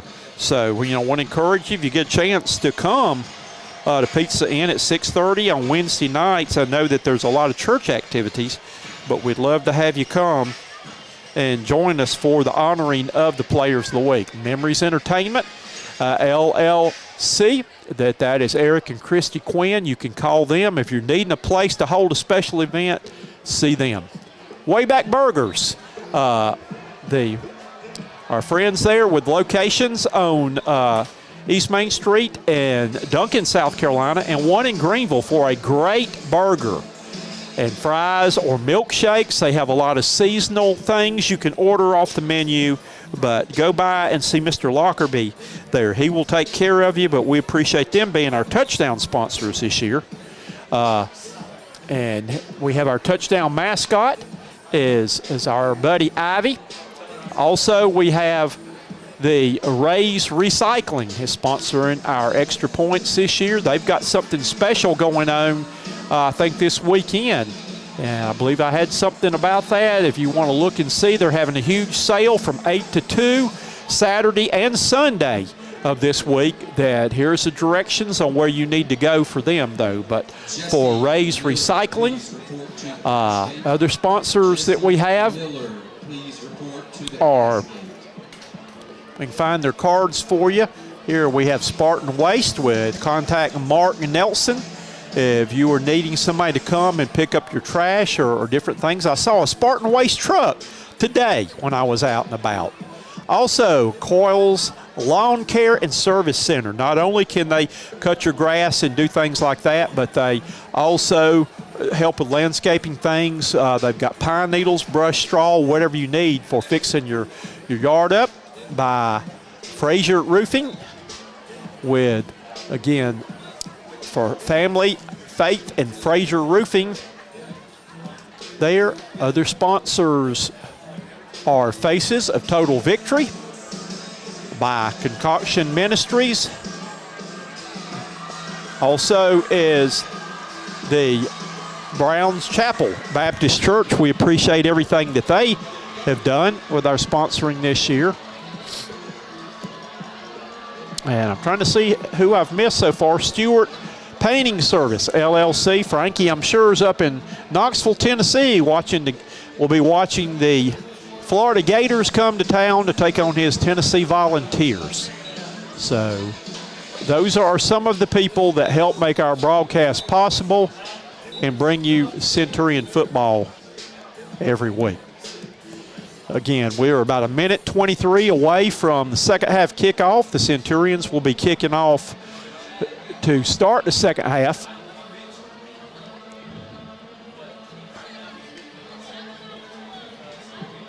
And we're going to give you a chance to take a look at our sponsors.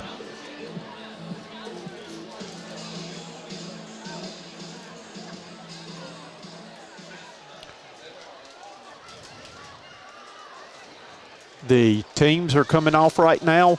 The Woodruff Wolverines have taken the field. Centurions are huddled up. They'll be coming here momentarily to start second half action.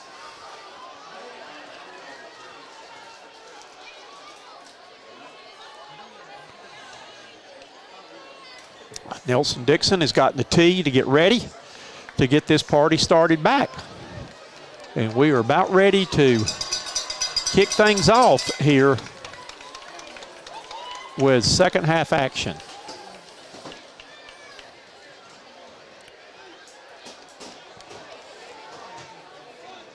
Here comes the Centurions.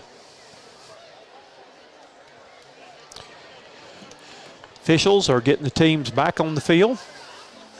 Wolverines will receive the ball to begin the second half.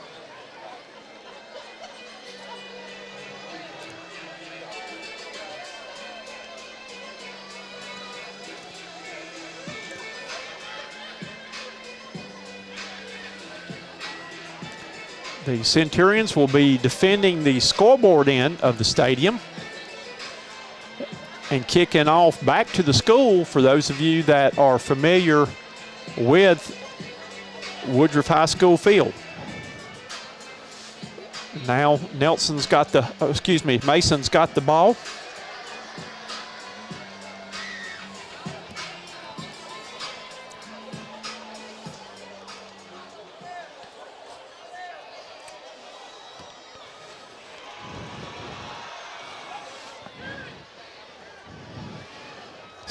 The Wolverines have two players, number 2 and number 4, back deep around their own 15-yard line.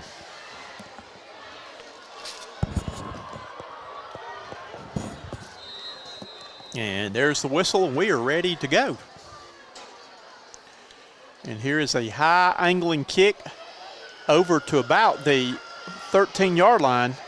And with the return is number 4. He gets good yardage out to about the 40-yard line, and that's where the Centurions' Jeff Johnson Fraser Roofing defense will start their defensive drive with the ball on the Woodruff 40-yard line.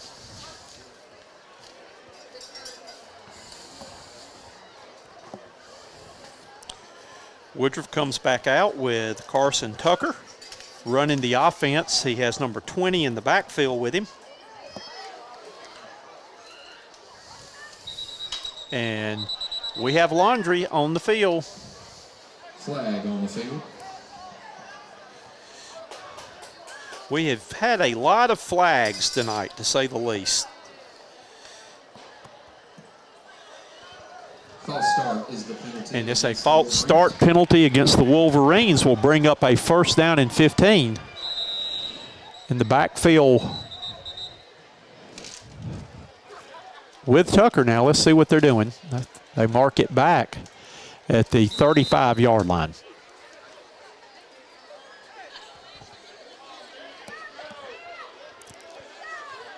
Tucker in the backfield with number 24. That is Birch.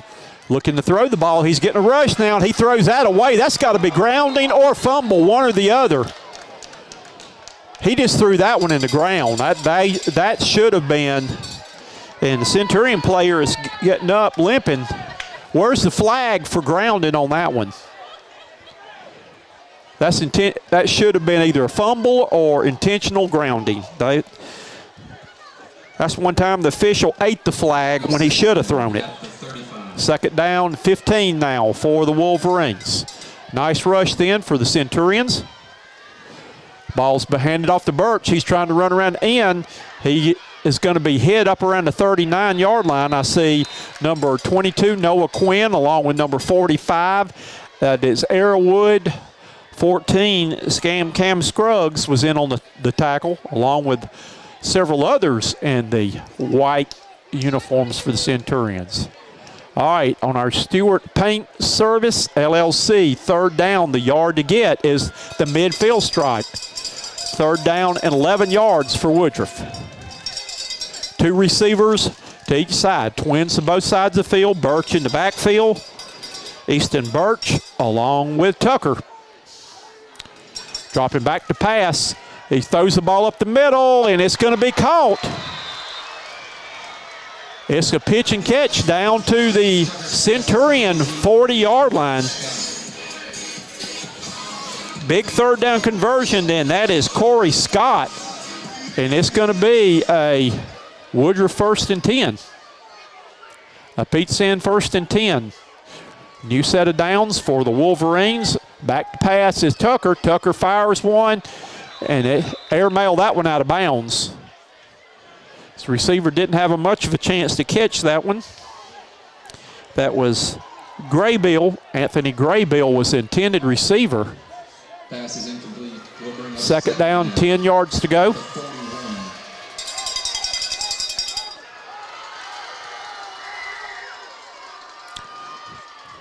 Man in motion, number 5.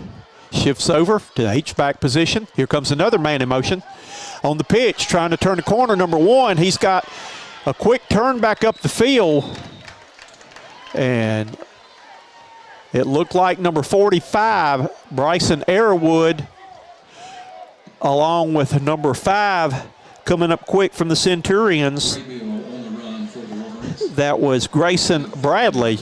It's a gain of about 4 on the play, and it's going to bring up third down, 7 yards to go. The line to make is down around the 31-yard line. And we have Laundry. Flag on the field.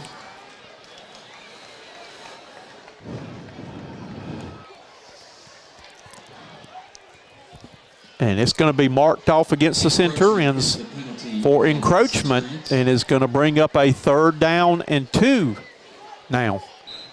Changes the complexion of the play a little bit now. The line to get is the 31 on the Stewart Paint Service. The line to get. Shifts the lineman over now. Unbalanced look. Looking for a hole. He's going to be hit. Close. Second effort. I think he may get it. Let's see where they blow it down. I think where they're going to mark it, I think it's going to be a 1st and 10. And we see a player, number 5, down for the Woodruff Wolverines right now.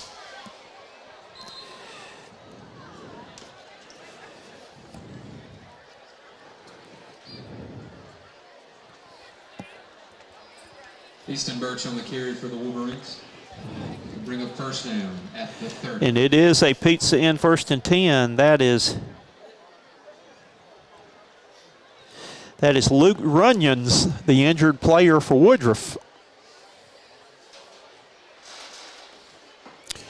Again, while we've got this injury breaking the action right here.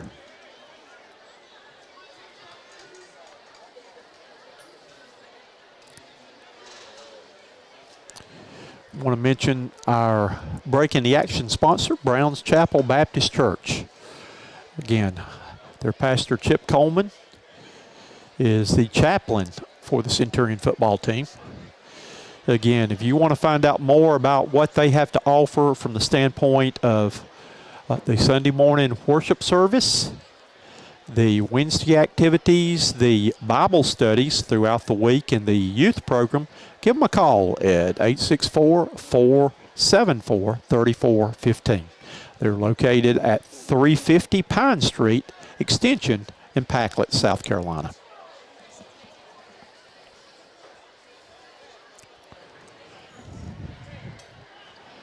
Also, while we've got a chance, I want to take a look at the upcoming schedule. Centurions on the road for one more week next week, going to Travelers Rest before coming home for homecoming. Homecoming 2022. Runyons, the injured player for the Wolverines, is walking gingerly off the field. No, that man next to him's name is not Ginger, but he is walking a little bit soft right now. Woodruff with a new set of downs. Have the ball 1st and 10 on the Broome 30-yard line, trailing the Centurions by the score of 13-7.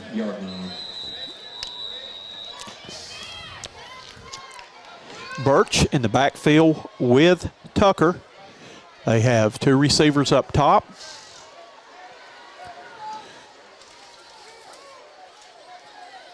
Shifting their formation now, shift the backs. Here comes a man in motion this time, number 3. Dropping back to pass. He's got time. He's looking for a man to throw. Dumps it off to his receiver, and he's going to go out of bounds. Number 3, Corey Scott on the reception for the Wolverines. So it's going to be a gain of about 5 on the play. It's going to bring up 2nd down and 5. And checking out the ball game, I believe Tucker got shaken up a little bit. Carson Tucker, the quarterback, checks out. Number 14 checks in at quarterback for Woodruff. That is T.J. Morris. He's got 2 receivers to his right. He gives the ball to Birch. He's going to scoot up the middle. He's got a nice hole and gets all the way down to the 15-yard line. And there's another player limping off. Birch limping off now. So their quarterback now is being checked out on the sidelines. And now bring in a different running back. Number 20 comes back in at running back. It's 1st and 10 on the 15. Morris gives the ball to his running back. He's got a hole. He squirts through the hole. And he's going to get down to about the 6-yard line. So it's going to be 1st and goal, a pizza in 1st and goal for the Woodruff Wolverines. Neighbors on the run for Woodruff.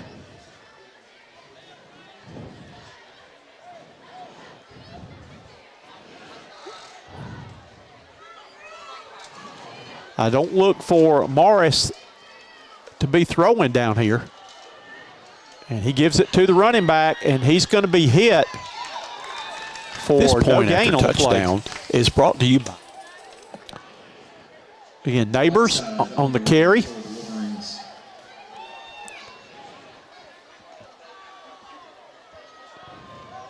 It's going to bring up 3rd and goal right now. 3rd down at the 7-yard line. The ball's at the 7.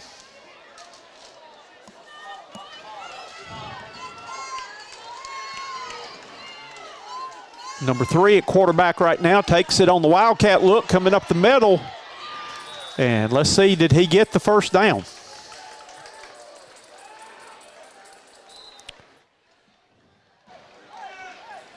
And they're going to say 1st and goal. He picked up the 1st down. That they've got Scott, number 3, at quarterback now. They're lining up in a power formation with him with 2 linemen in the backfield. Let him run it. He's trying to find a hole. 2nd and goal. Let's see where the ball's going to be spotted.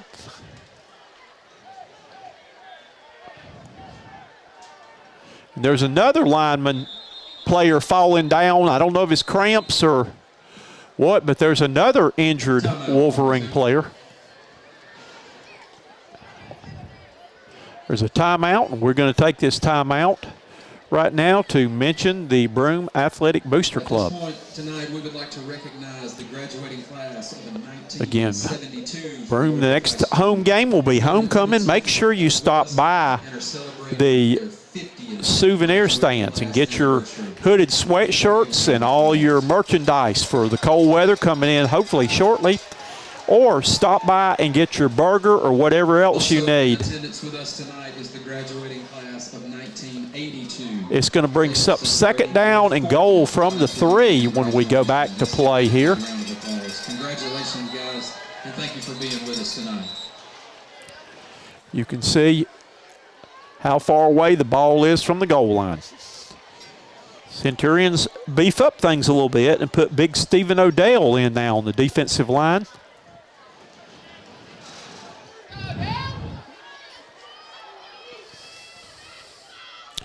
And let's see, looks like coming back in. Yeah, back at quarterback is going to be Tucker, Carlson Tucker. They're staying with that power formation look. And they give it to the running back. He fumbles. It's on the ground. Who's got it? Falling on the ball was number 2 then. Centurions almost caught a great break. Nemo Cochran for the Woodruff Wolverines fell on the ball. So it's going to bring up third down and goal. Ball's back at the 4. It was a loss of 1 on the play. Got to be alive for that play action pass out of this power formation right here. Dropping back, he's looking for receiver, fires it, and it's going to be short hopped, and it's going to be 4th down. Can the Centurion defense hold them one more play? Looks like Woodruff's going for it right here. 4th and goal from the 4. The Stewart Paint Service line to get is the end zone. And here comes back to regular formation now. 14 on the play clock. They may be changing plays, looking to see what the Centurions defense is giving them right now. Man in motion right here, dropping back to pass, looking to throw it, and it's going to be complete for the touchdown. Number 4 in the corner of the end zone. DJ Nash, and the Woodruff Wolverines are on the board.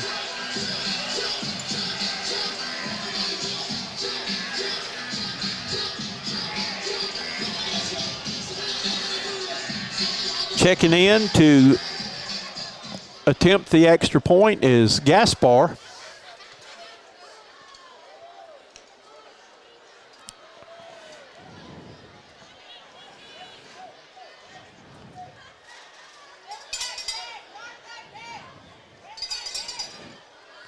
The kick is up, and the kick is good. Gaspar's point after attempt is good. This point after touchdown is brought to you by Ray's Recycling, LLC, located in Cowpen, South Carolina.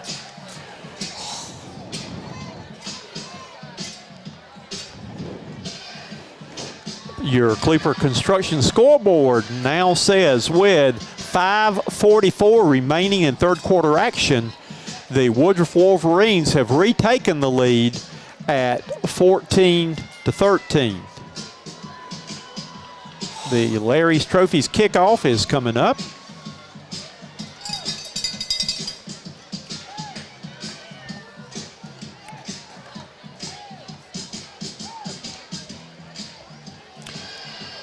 So Woodruff takes their first possession of the second half and takes it to the house.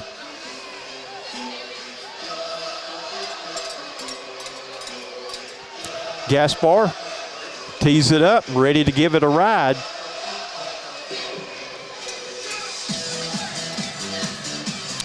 As you are at rock and roll football at W.L. Varner Stadium.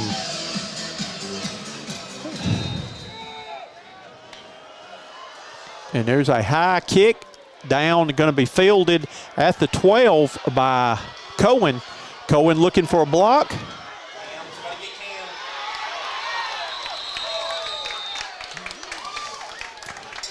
So Centurions get a pretty good return now, and they will start with their number 1, Carlos Cohen on the return for the Mark Nelson Spartan Waste offensive drive, the first possession here of the second half.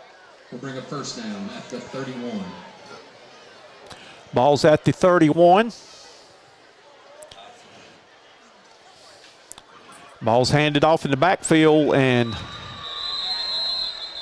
with nowhere to go then was Crook.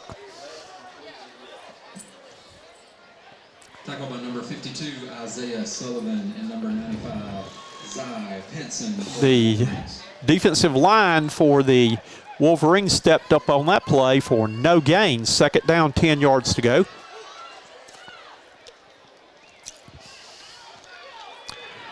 Brackett Brannon on the carry right now. He's looking for room and gets out to, there's Laundry on the field.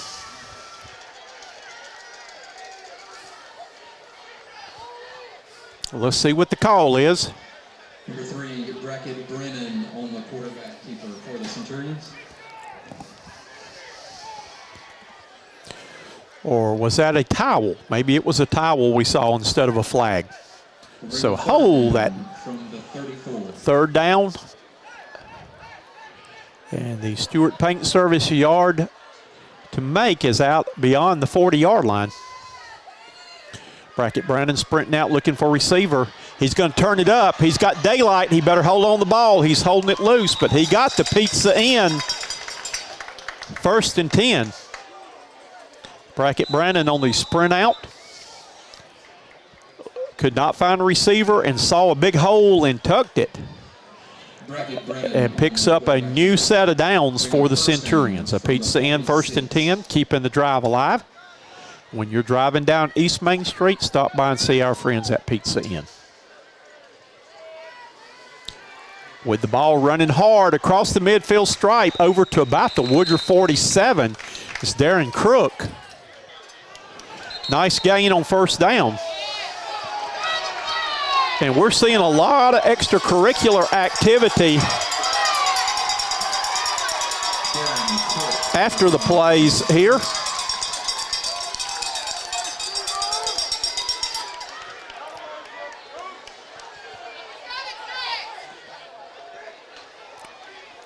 Second down and 4 yards to go.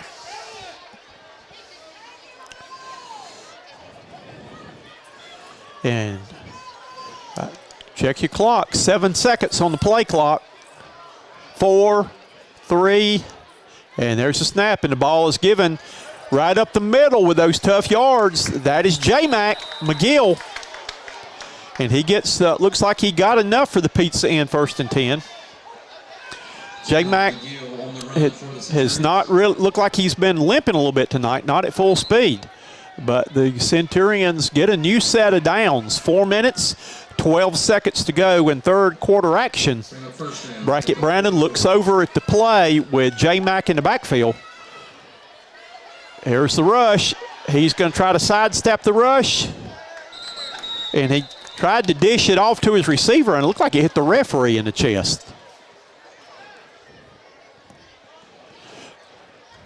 Brown was the intended receiver.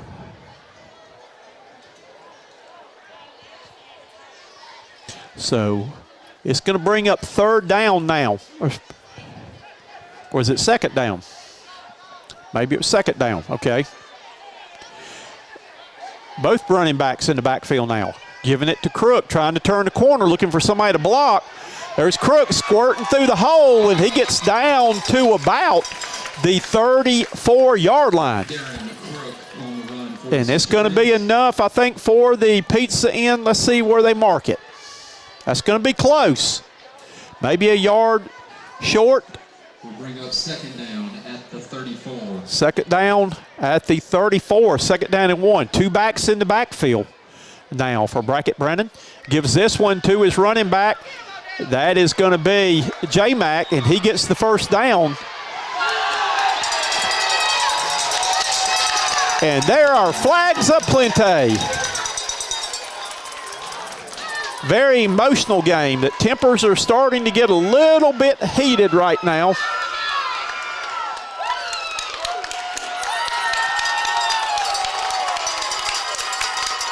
And you can hear the crowd is getting ruckus. Coach Tony grinning over here. He likes a brouhaha.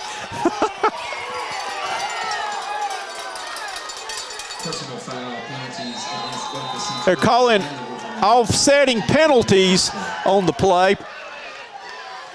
Personal fouls on both teams, but it's a pizza in 1st and 10. Coach Fleming wants to know why. He wants to know what the call is. Giving the ball right now. J-Mac with the ball, dives forward down to around. And there's another flag on the play. Tackled by number 55, Capone Jackson for the Wolverines. There's a flag. Let's see what they're going to call this time.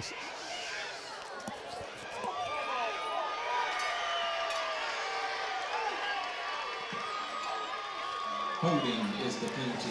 They're going to call holding against the Centurions. The officials have lost control of this ball game tonight. The guys in the striped shirts, in the words of Paul Simon, are letting this thing slip sliding away. But that is not causing them to quit throwing the flags. Centurion's going to be backed up now momentarily on this drive. It's going to bring up first down and about 20. Centurions are staying with two backs in the backfield with Brackett Brannon, McGill, and Crook.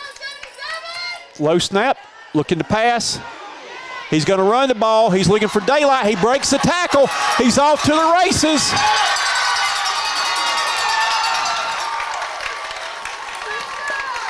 Brackett Brannon is a playmaker.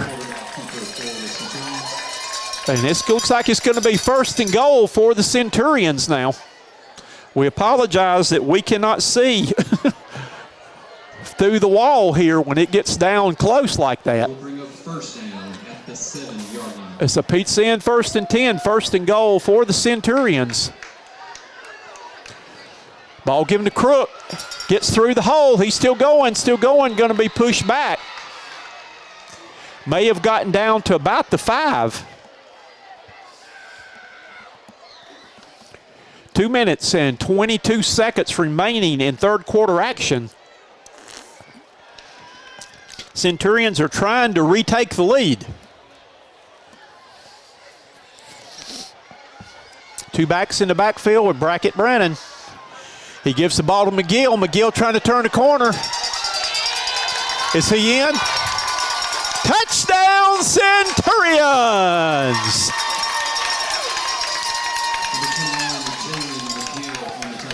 And it's a way back Burgers touchdown.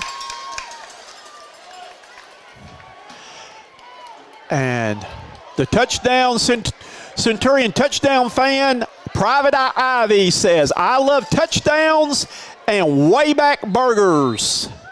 And the Centurions are going for 2 now. That's a smart move.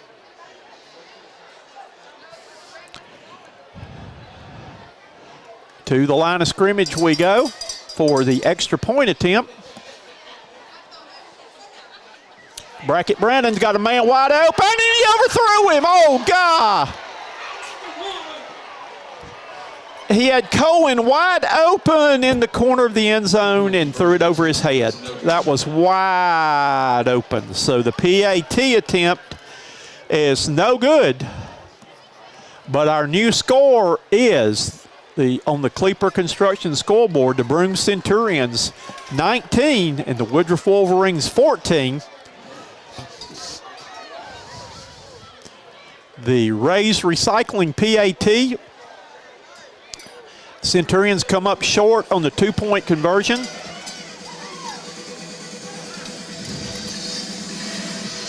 Mason Dixon will tee it up and give it a ride right now.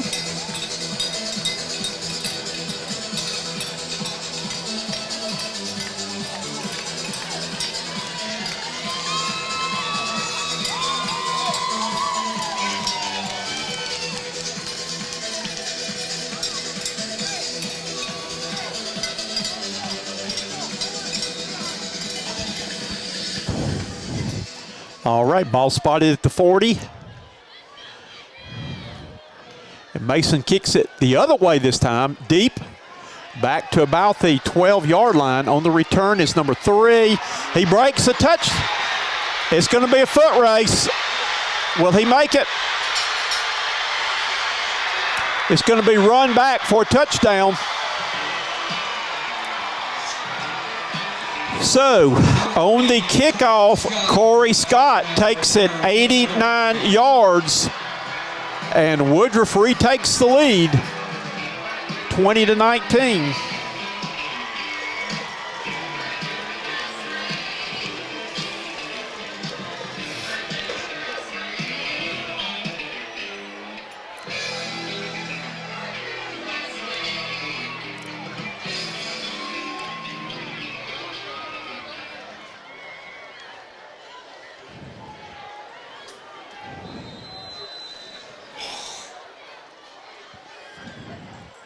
And Woodruff's going to call timeout. Woodruff's going to go for 2 here. They lead 20-19. Wants to try to make it at least a field goal lead right here.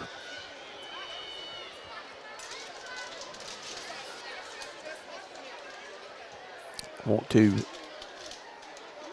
give you a chance to check out our sponsors who make these games possible.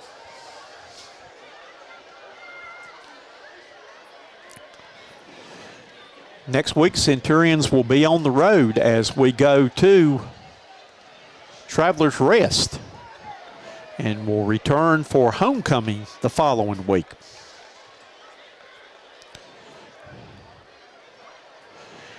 Our game tonight has been pretty much everything you would expect when Broome and Woodruff get together. It's always a physical, knockdown, drag-out, hard-fought game. And it's been back and forth tonight. Coach Fleming said in his pregame show that he wanted to see the Centurions play a lot more physical this week, and it has been a hard-hitting game.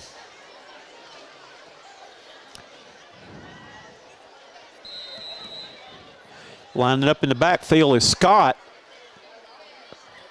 And they're going to try to send him across the middle, and the two-point conversion is no good. This point after touchdown is brought to you by Ray's Recycling, LLC, located in Cowpen, South Carolina. So we will come back now with a Larry's Trophies kickoff. Centurions will get their chance to see if they can take one to the house the other way. Our new score on the Cleeper Construction scoreboard is Woodruff leads by 1, 20-19 here, with 1:45 to go in third quarter action.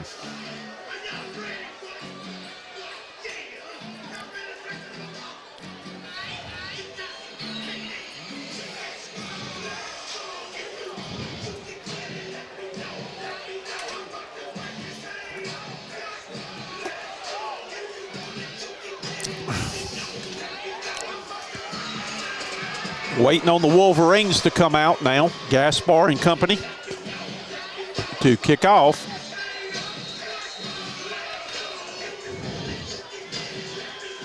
Centurions have number 12 back deep. That is Amaje Martin along with Carlos Cohen.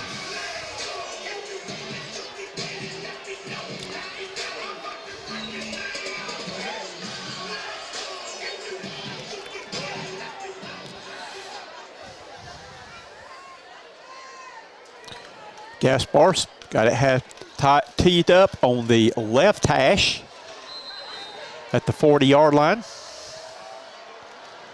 Approaches the ball, and let's see what we got.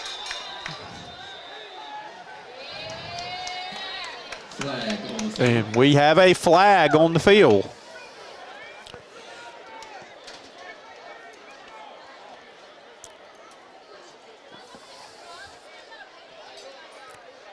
It's going to be against Woodruff, and back it up.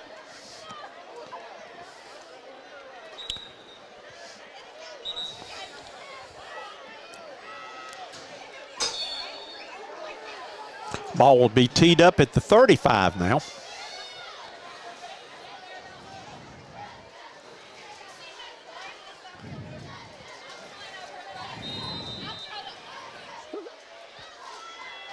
Cohen and Martin are both about their own 5. It's going to be an end-over-end kick that's going to be caught there by Hall. Hall with a tough run gets out to about the 38-yard line. That's Matthew Hall, our offensive player of the week last week. With a nice return, Centurions will have good field position to start this drive. Number 13, Matthew Hall. On the Martin Nelson Spartan Waste offensive drive. Again, saw one of Mark's trucks out today working though. Centurions on the drive now.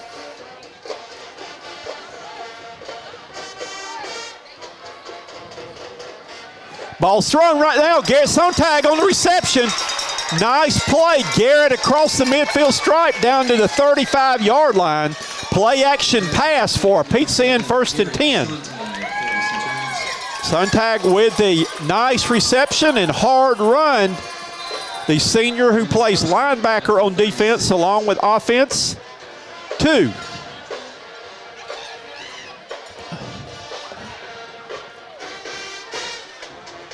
New set of downs for the Centurions. And on the play, number 95 got Cohen in the backfield back at the 42-yard line. And Cohen had just barely gotten the ball, and he was smothered by big number 95 for the Woodruff Wolverines, Zai Pinson. Second down and a long way to go now. Here comes the rush. Brackett Brennan, if he can get by, if he can get it outside, he's got some running room. He gets it down to about the 25-yard line. He's fun to watch in the open field. And they say move the sticks. It's a pizza in 1st and 10. So on needing a lot of yardage. We'll bring up first down at the 26. First down, the ball's on the 26-yard line of Woodruff. Ball handed off to the running back this time, and boom. Big stick then by number 19 for Woodruff on the tackle. Keyshawn Clark on the tackle. Clark from the linebacker position.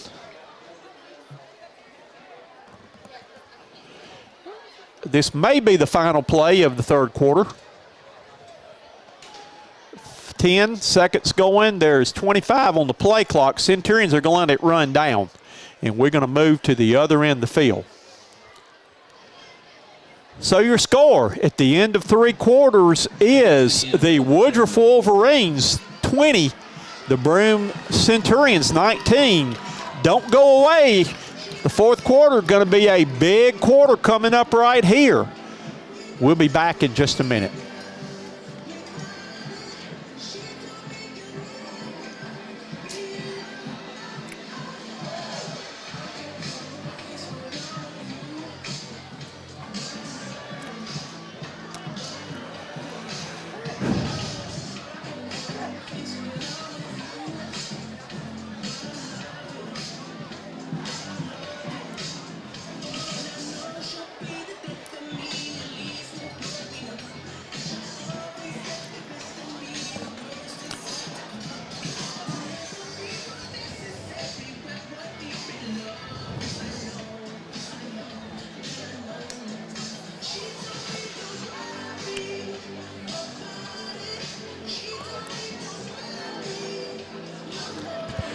And welcome back to W.L. Varner Stadium. I feel like I've been to the prom tonight with rock and roll football going on here. They like to rock and roll in Woodruff, South Carolina. Centurions are facing a second down and 9 on the Woodruff 25 now.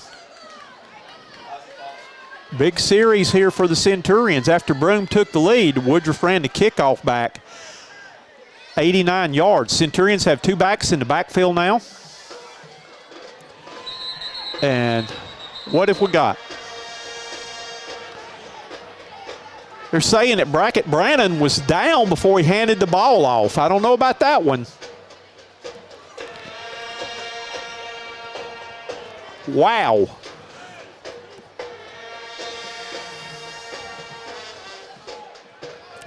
So it's going to be a loss on the play. They'll bring up third down for the Centurions. It's going to be third down and 14 now, a loss of 5. I don't know about that play. These officials have had a good imagination tonight.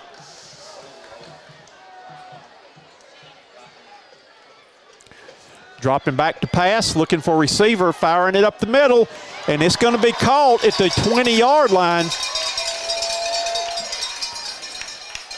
That is by number 5. That is Grayson Bradley with a big catch. He's had several big catches tonight. And it's going to be fourth down now. Centurions That will bring up fourth down have about 19-yard line. 4 yards to go.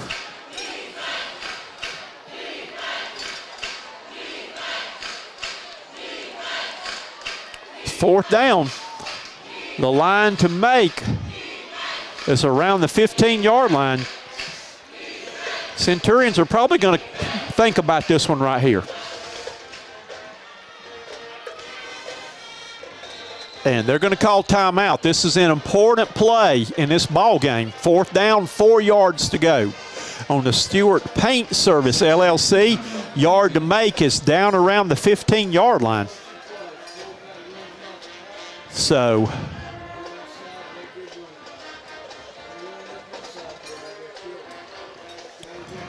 again, checking quickly our schedule. Next week, the 30th, that's not the 38th, that is the 30th of September, is Travelers Rest away. Blue Ridge at home on October the 7th. Carolina Academy on the 21st after the Centurions have an open date. And then the regular season finale will be on October 28th at Royal Stadium versus the Chapman Panthers. So Centurions are going for it here on 4th and 4. The line to make is the 15-yard line. The ball is on the 19th. Centurions have Crook in the backfield. Cohen split up top. 2 receive them to the bottom. Looking over the defense now. Cohen goes in motion. And they pitch it back to Cohen. Cohen looking for daylight. He's going to turn the corner. And it looks like he has the first down. Carlos Cohen. Number 1, Carlos. And it's a pizza in, 1st and 10. Keeping the drive alive on the little jet sweep then. Broome with a new set of downs. Ball's going to be spotted right on the 15-yard line. The 15-yard line.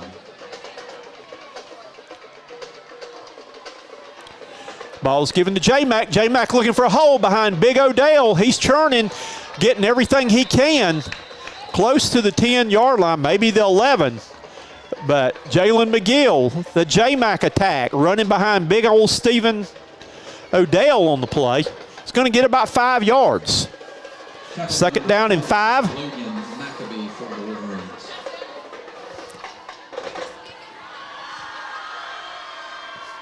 Coach Brent Bridges signals the play in.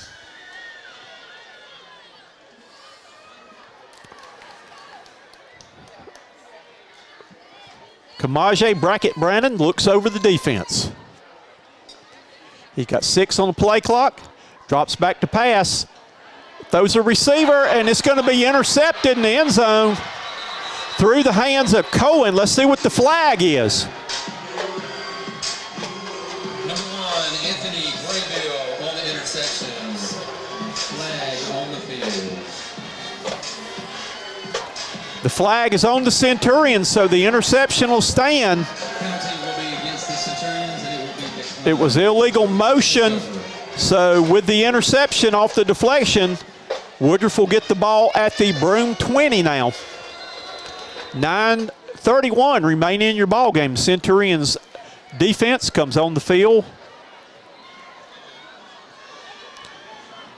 And will need to try to get the ball back.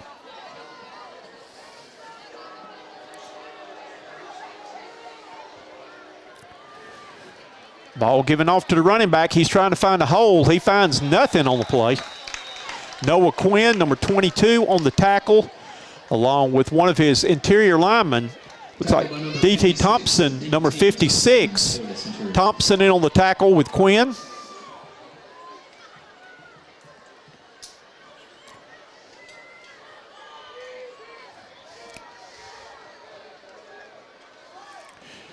Second down 10, no gain. Ball handed off in the backfield, looking for a hole. Again, nowhere to go. There's a lot of white shirts on that stack. Again, Thompson getting up out of that stack, along with number 24 for the Centurions, Cromer. The line to get is the 30-yard line on the Stewart Paint Service. Line to get. 3rd down 10.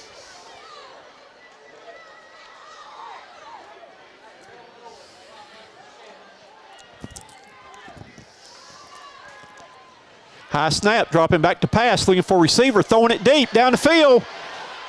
Did he catch it? Out of bounds. Incomplete pass.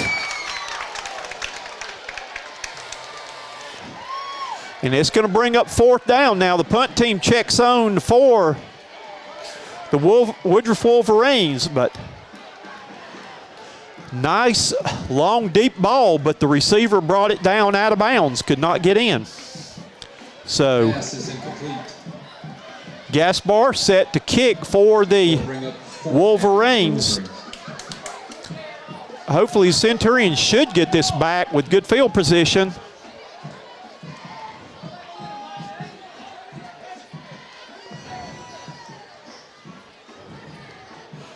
Snap and kick is going to be a nice kick. Cohen signals for the fair catch.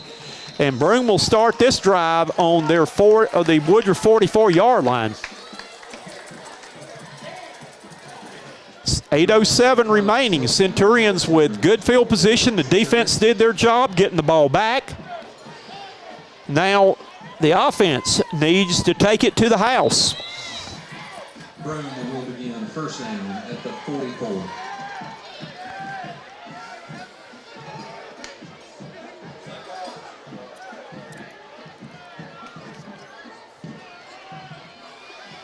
On the play then, where's the, let's see. Tackled by number 95, Zy Pinson. No gain on the play. 2nd down, 10 yards to go.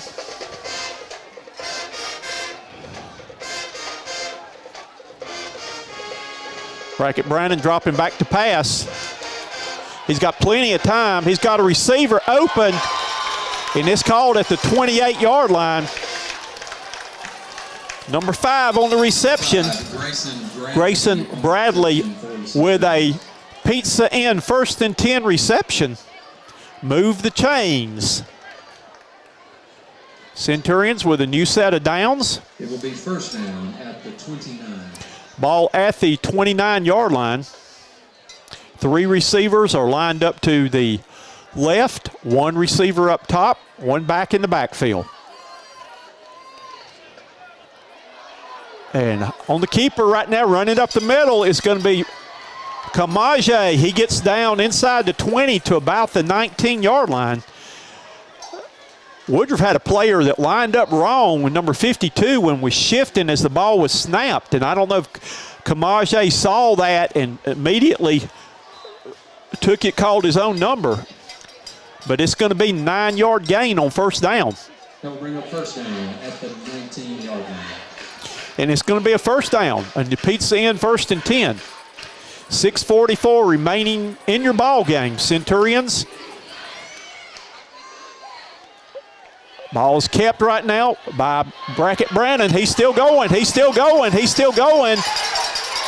And let's see now. A flag was thrown on the play. Let's see what they call.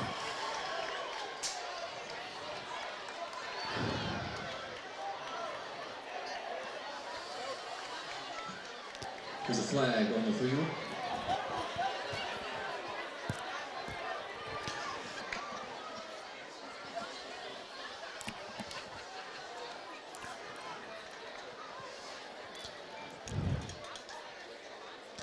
Face mask on Woodruff. Personal foul, so that's going to be half the distance to the goal. Face mask is the penalty against the Wolverines. Brackett Brandon kept those legs moving.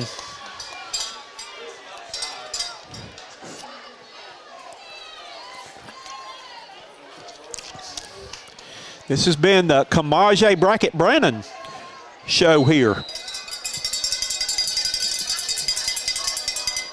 It'll be first and goal. First and goal at the 7-yard line. Centurions knocking on the door. And there goes J-Mac, hits the hole hard inside the 5. So it's going to be 2nd and goal. Number 52, Isaiah Sullivan on the tackle for the Wolverines.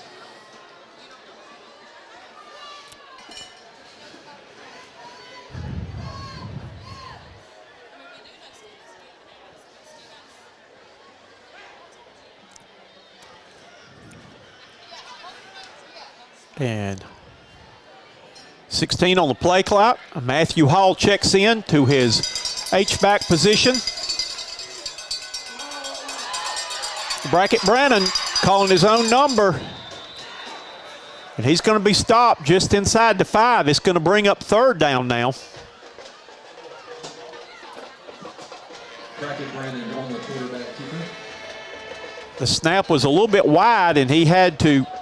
Will bring up third down at the 5-yard line. Third and goal from the 5. Yard to make is the end zone.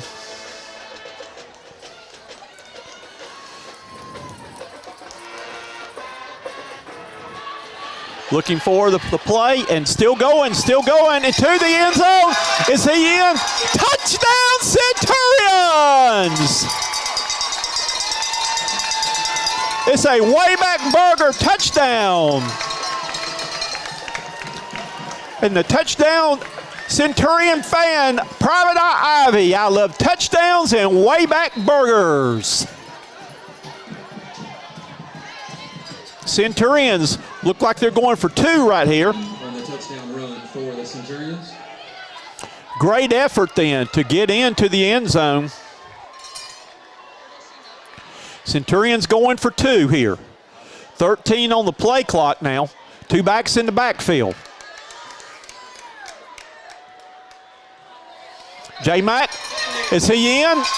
Touchdown, the 2-point conversion by the J-Mac attack. And the Centurions have gone up by 7 now with 5 minutes and 3 seconds remaining in your ball game.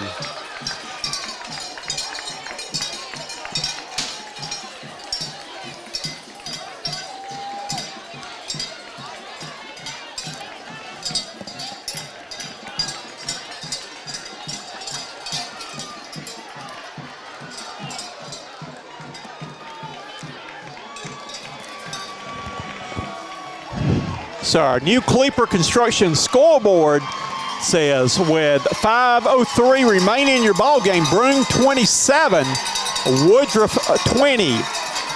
Mason Dixon set to tee it up. Again, we don't want what happened on the last kickoff to take place again. Mason teeing it up in the middle of the field. Garrett Sontag trying to pump up his teammates. This has been an outstanding high school football game tonight. Both teams have laid it on the line, and we still have 5:03 remaining.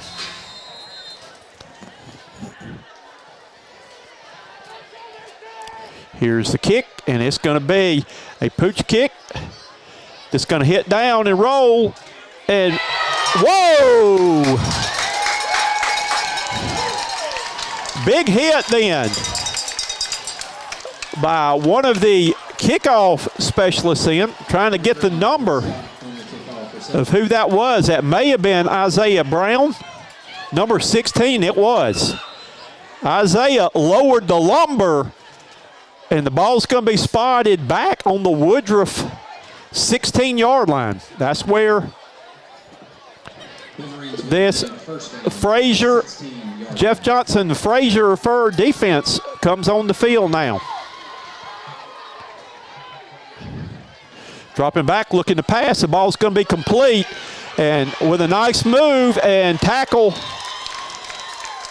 at about the 20. Centurions are flying to the football. Scott with the reception. A gain of about 6 on the play. It brings up second down.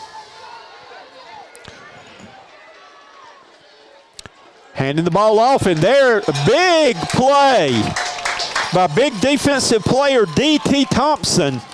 Ate that one up in the backfield. He's had a ball game tonight. He has really stepped up big. Number 56. It's going to bring up third down and about 7 yards to go.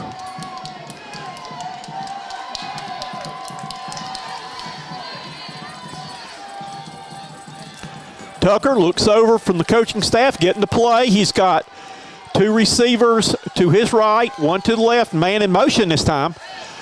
Throws the ball to his safety valve, and he's going to be eaten up out there.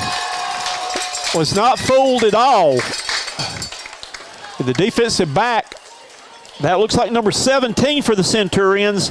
That was Troy Agnew, and the punt team checks on for the Woodruff Wolverines. Defense is going to stay out there right now. Gaspar is going to be punting from about his own 4-yard line. Cohen back to receive it. Token pressure. And it's going to hit and roll dead at about the Broome 46-yard line. 3:03 remaining. The Centurions will try to see if they can run out this clock with a touchdown lead.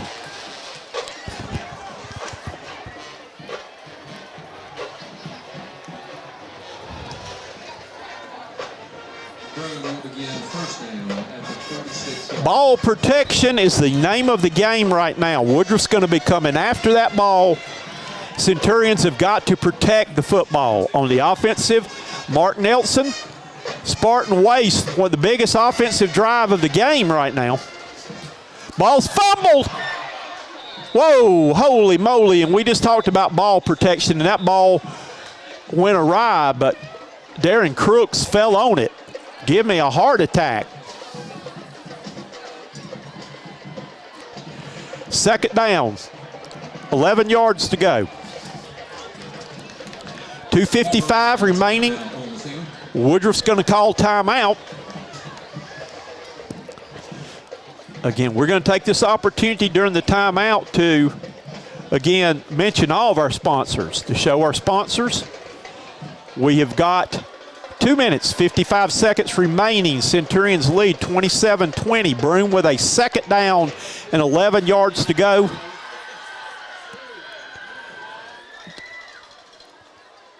Woodruff, I think, has one timeout left. Broome has two. So we will see right here the Centurions. Brain Trust down there right now. I'm sure they're saying 2 hands on the football. 2 hands on the football. Protect the ball.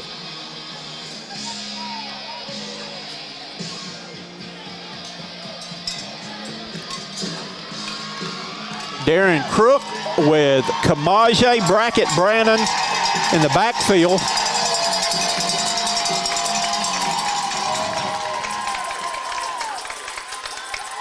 Brackett Brannon's going to keep it right here. He's looking for daylight. He breaks it outside.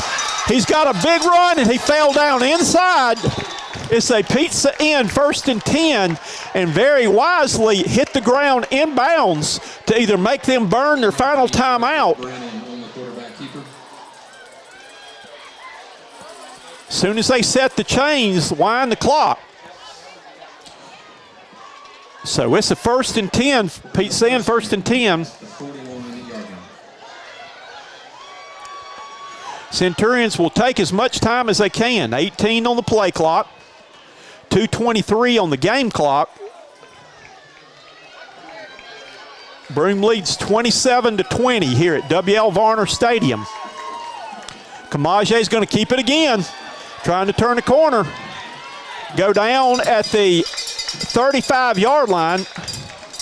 Again, smart play right there. There's no need to hand the ball off. Keep the ball in Kamaje's hands right here. Woodruff is now out of timeouts. That was their last timeout. And it's going to be 2nd down and 5 for the Centurions. We'll be signing off right after the game so we can go down and talk to Coach Fleming.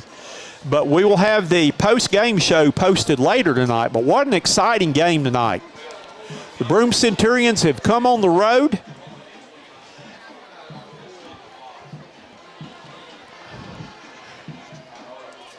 Centurions are facing a 2nd and 5. One more first down. Will just about do it. Woodruff out of timeouts.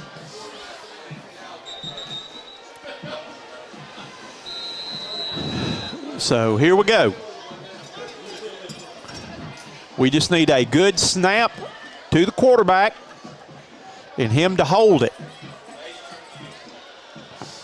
We'll bring up second down at the 35.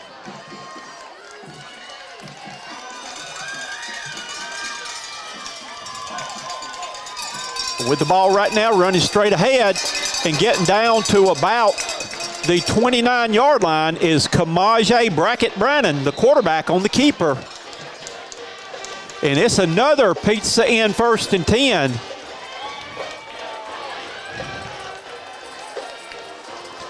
And Ivy, the touchdown mascot, is getting happy right now.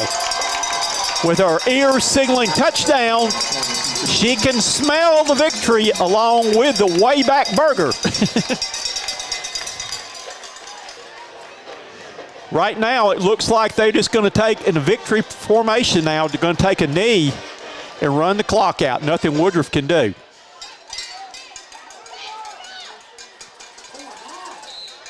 And we got laundry on the field. Flag on the field.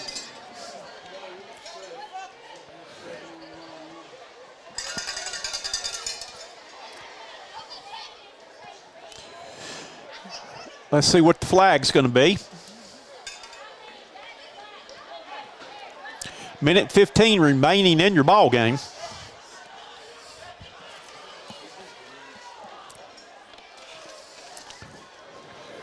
Illegal procedure against the Centurion. That took a long time for them to decide that. That was kind of obvious from up here.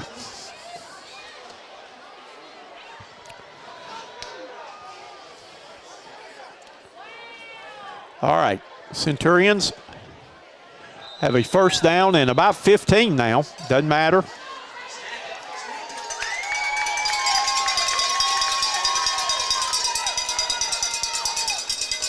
Clock's running. Still got 14 seconds on the play clock. We're down less than a minute to go now. Centurions, 8 seconds, are looking. And taking a knee. And it looks like your Centurions are going to be victorious tonight. They could probably have to run one more play.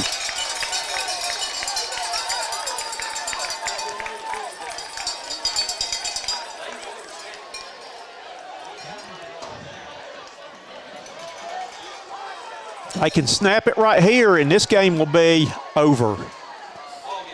Ball game. The Broome Centurions have come to W.L. Varner Stadium tonight and picked up a huge victory on the road. And you can see the excitement with the fans, with the team. Your final score tonight is Broome 27 and Woodruff 20. We'll see you next week at Travelers Rest. Good night, everybody. It's a good night to be a Centurion.